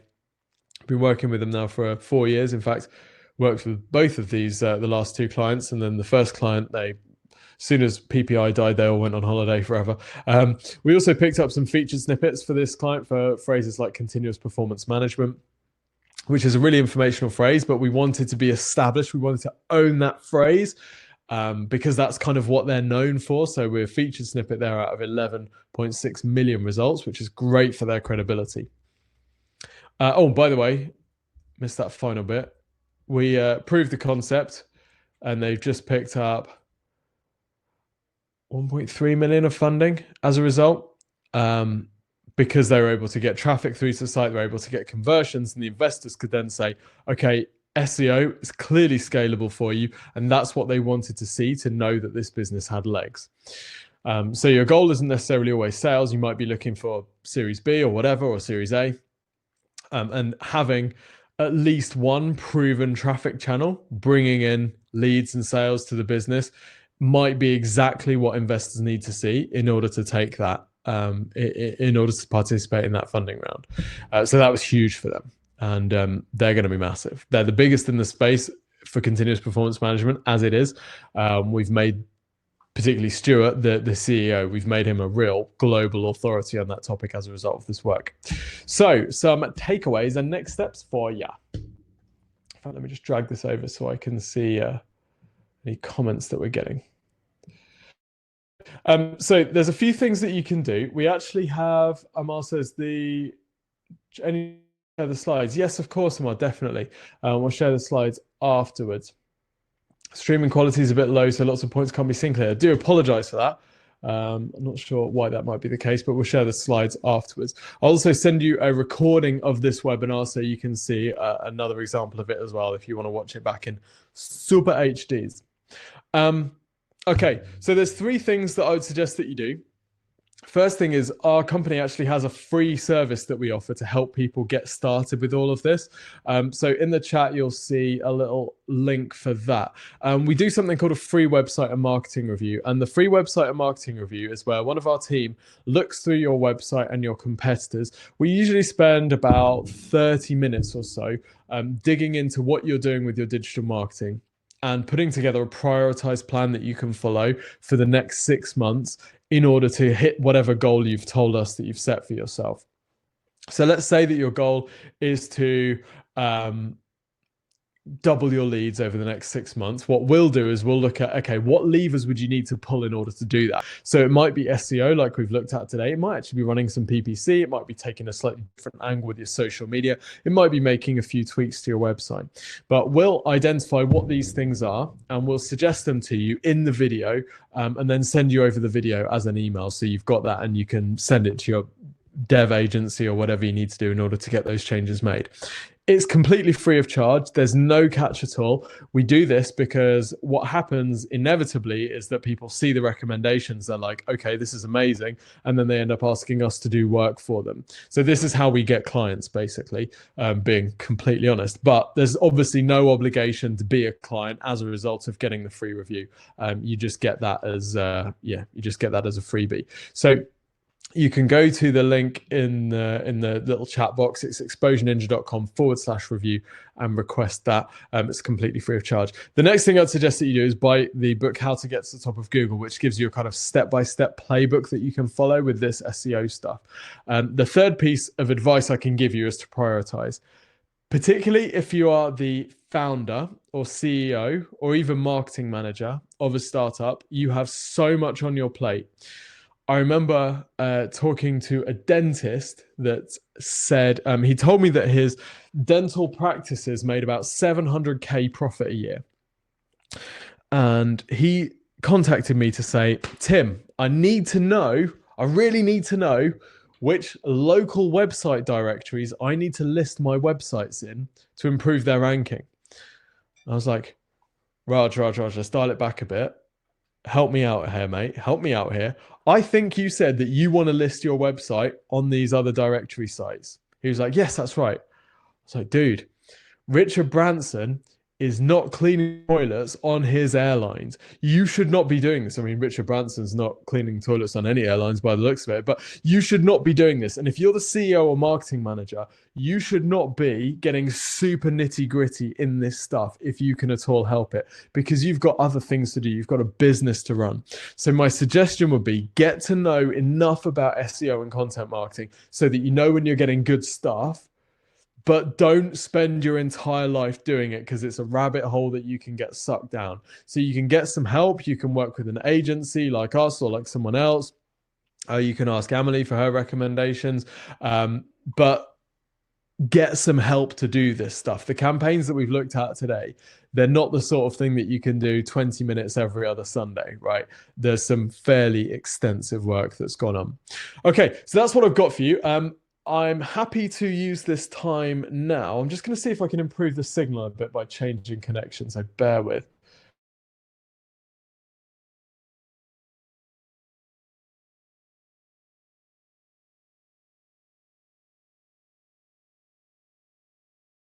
Is holding out. Maybe the connection isn't holding out. Let's see how we're going here. All right, so it looks like we've got a bit of a stronger signal now, so you might be able to see the screen a little bit clearer. Let me know if you can.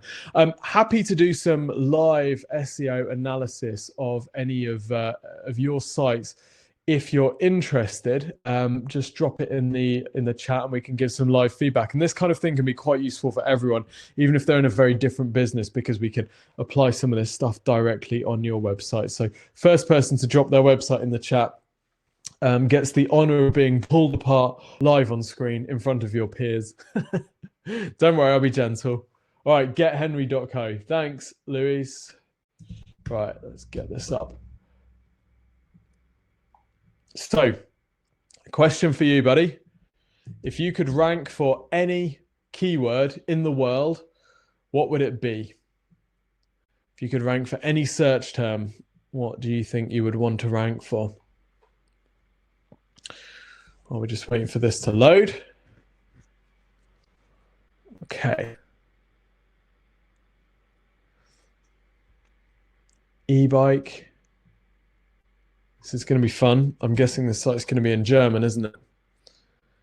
Is it? E-bike rental. Okay, thanks, Emily. My German's a little rusty. Tell you what, though, freaking Kaiserschmarrn. My friend lives in Bavaria. I don't know if that's anywhere near you. My God, we went to the Alps, and he introduced me to Kaiserschmarrn, and we did a lot of skiing, and I think I still came back heavier. Love it. You guys know how to eat. Anyway, okay, e-bike and e-scooters for campuses. Great. So the first thing I would suggest is that the phrase we want to rank for needs to be featured prominently on the page. Okay, so we might say e-bike and e-scooter rental because that's got the phrase that we're targeting. So it looks like we've got the German version of the site as well. I'm just going to review it in English because otherwise I'm not going to do a particularly good job of it. But yeah, get your keywords, particularly in this like headline area, get them in there. That's the really important key indicator to Google that this is a phrase that you're targeting.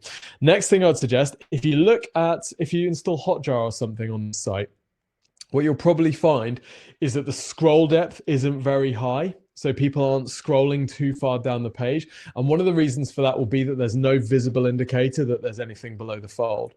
So what you notice on a lot of Google properties, if I can find something like Google Drive,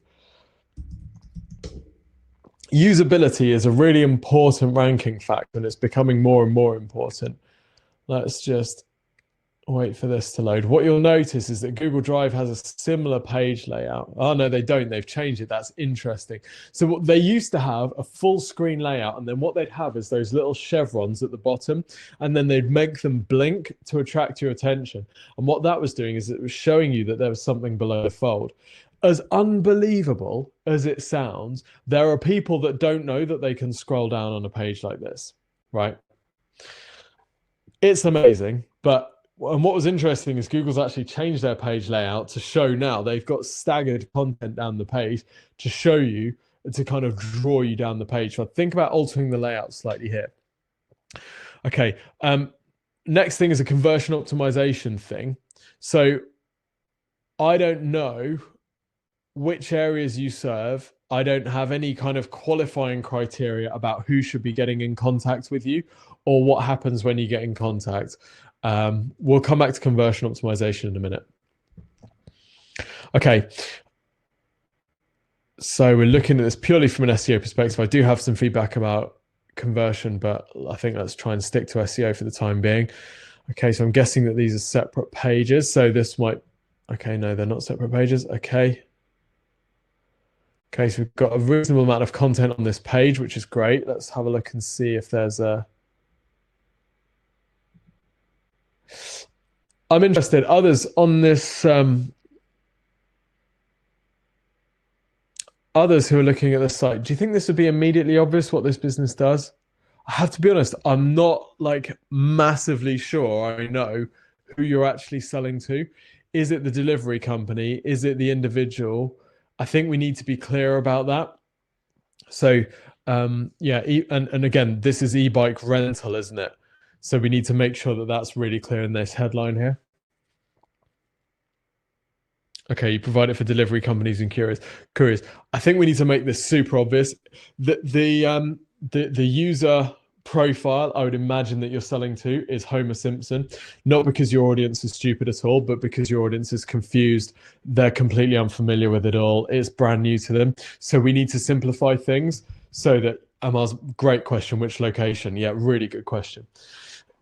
We need to simplify things so that Homer Simpson could understand. And if we can have a big tick for Homer Simpson, then we know that everyone else is going to understand as well. So you can't be too obvious. So for example, the headline on this page might be e-bike rental or even electric bike rental for delivery companies, or electric bike fleet rental for delivery companies, or something like that, which is just really, really basic and really simple to understand. This call to action of rent now is okay, but I don't know enough information yet to be able to make that judgment. Like Omar said, we don't even know which locations you serve. So where is this relevant for? What's the minimum quantity? Is there any reviews or any kind of credibility that you can add, which makes this seem like a safe bet? So there's plenty I think needs to be established before we're asking them to rent now.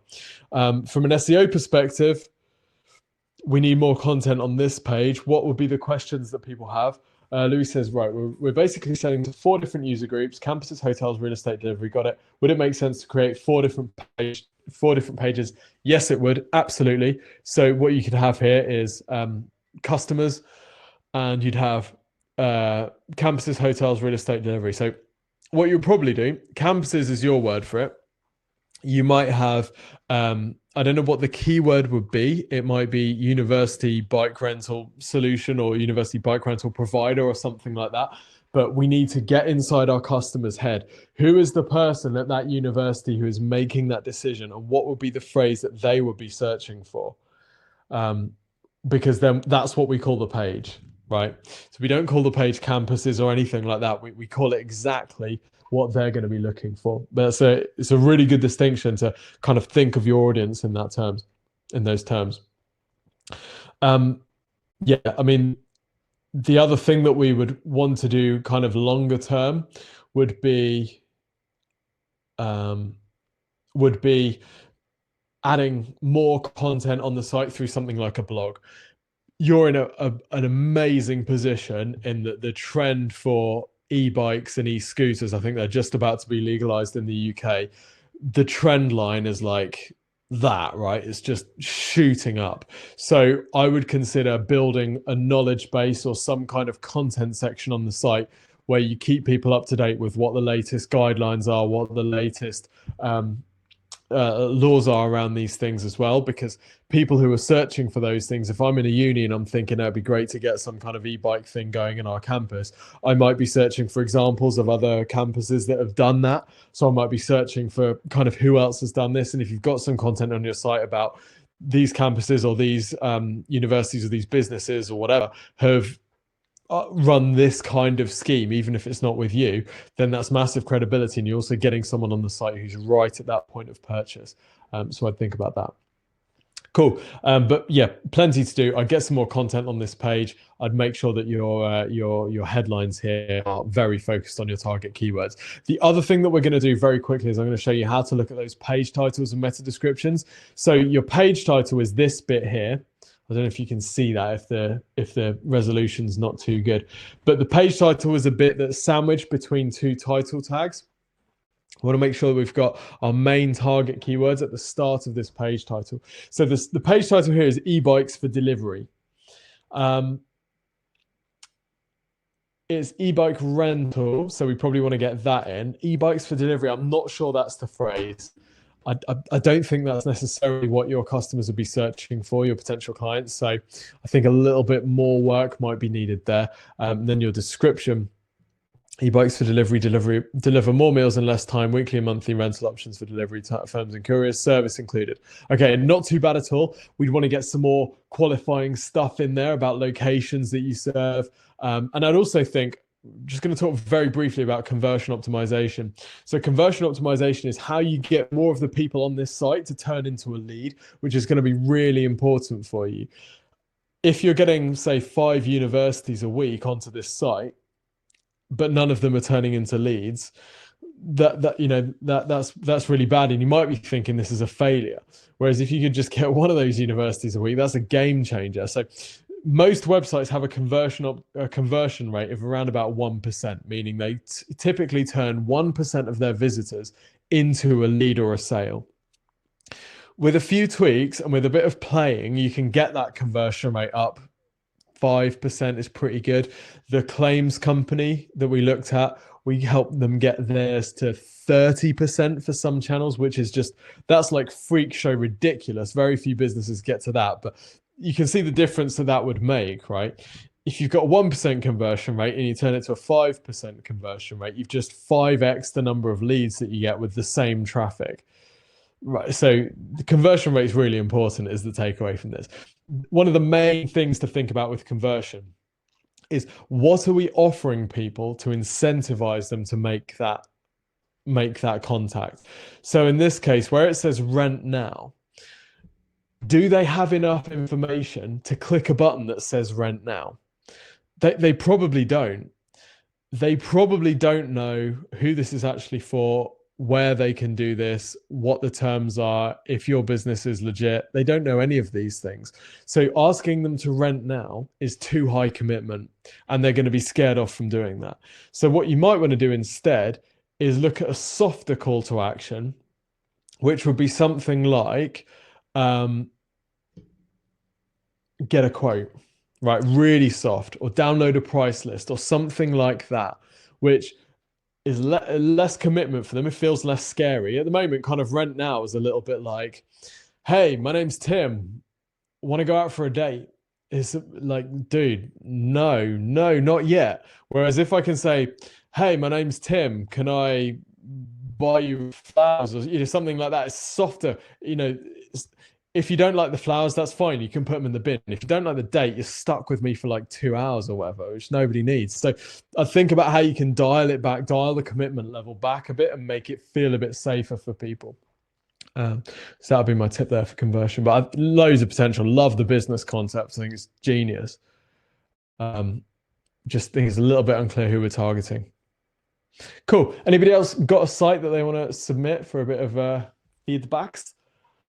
Otherwise, we will wrap up. Would you suggest phrases like "I'm interested" or "find out more"? Amar, yeah, good question. I'm interested or find out more. The thing about those is that they're so broad, you actually risk they're almost non-committal. So I would make it specific. If they're interested, what would be a logical next step for them to take? It might be to download a price list. It might be to set up a free trial or something like that, right? Maybe a trial might make sense. People might be more interested in taking a trial than going straight into a rental, particularly if they're tied into a minimum term. So I'd think about giving them a very clear next step and selling them on that. You'll see on our website, for example, exposureninja.com, the thing. Oh yeah, great. So Luca. Oh, my little boy's called Luca. I love that name. So you'll see on our website, for example, we're a digital marketing agency, and most digital marketing agencies, they talk about their services, and then they're like, okay, if you want to do business with us, then you'll contact us.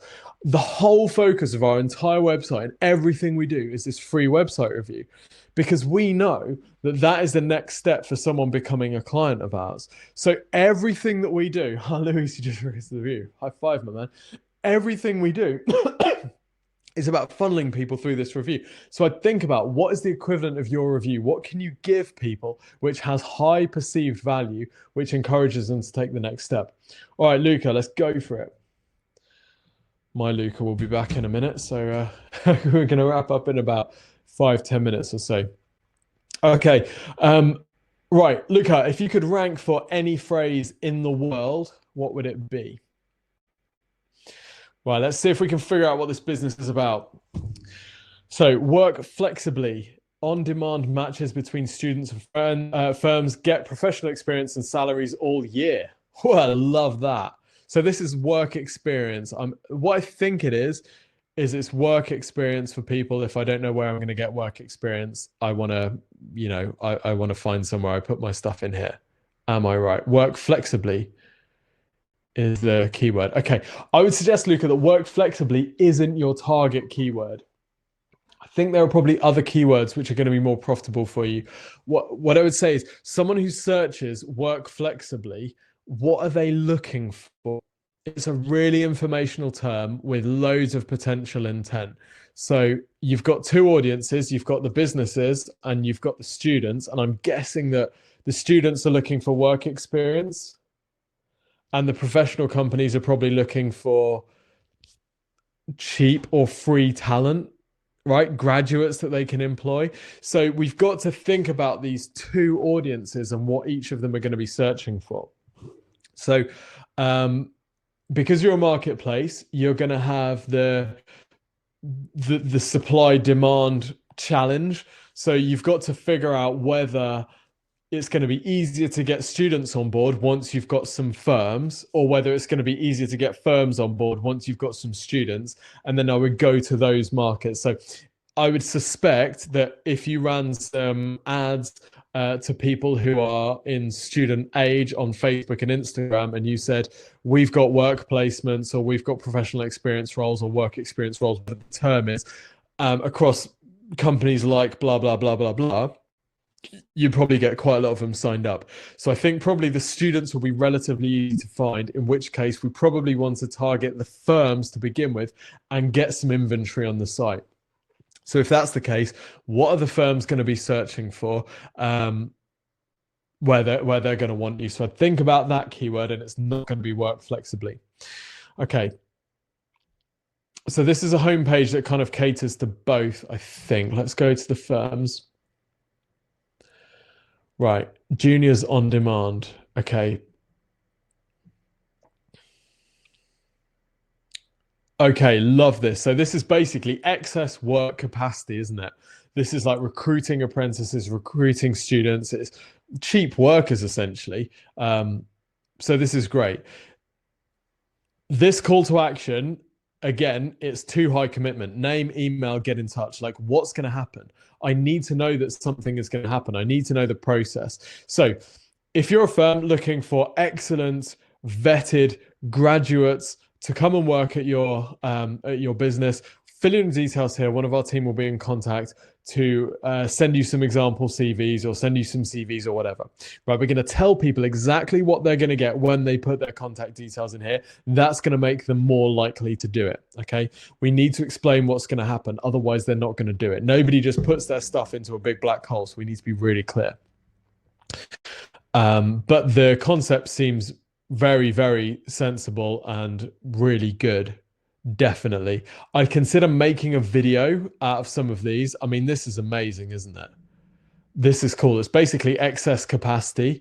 So I consider making a video with perhaps the student, or even better with the firm, ideally, right? The firm on the firm page and the student on the student page, that just explains how it works. We were looking for excess capacity for our dev. You know, we normally pay X per hour, but actually we were able to find someone who's unbelievably talented, really good, who was able to do it for whatever. So we saved X, right? So the thing that you're selling is the cost saving to the firm, and the thing that you're selling to the students is the work experience and, you know, that name on the CV. So really compelling proposition. I just don't think it's coming across on the website. And one of the main issues is that we don't actually know which keywords we should be targeting. So if we go behind the scenes and look at your page title, for example, the title there is trail. So we're telling Google that we will rank for trail. Well, that obviously not. So we need to know our target keywords. We need to put them in there so that Google can have the confidence to rank us for those phrases. And then the meta description: on-demand matches between students and firms to manage work peaks at top quality. That's a good kind of mission statement, but it's not particularly descriptive meta description.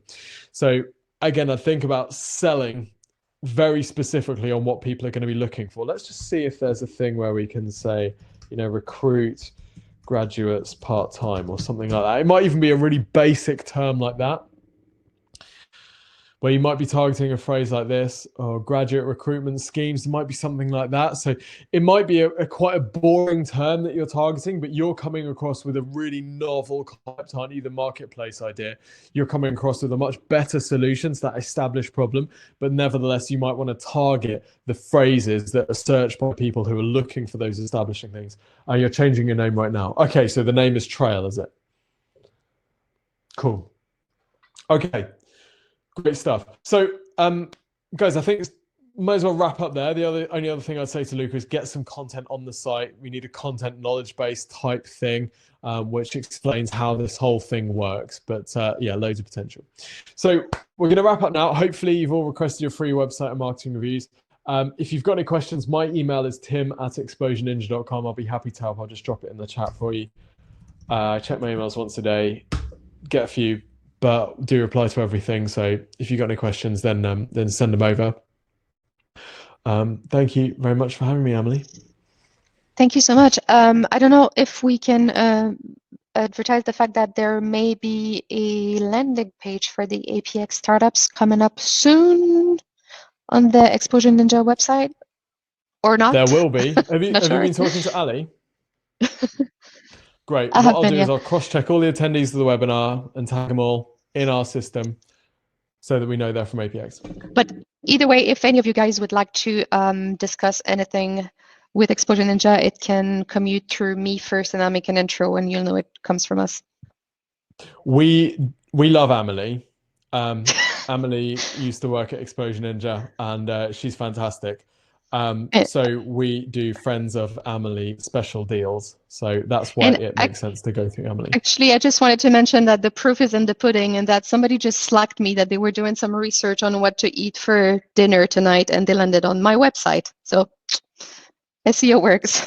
Yes, it does work. Yes.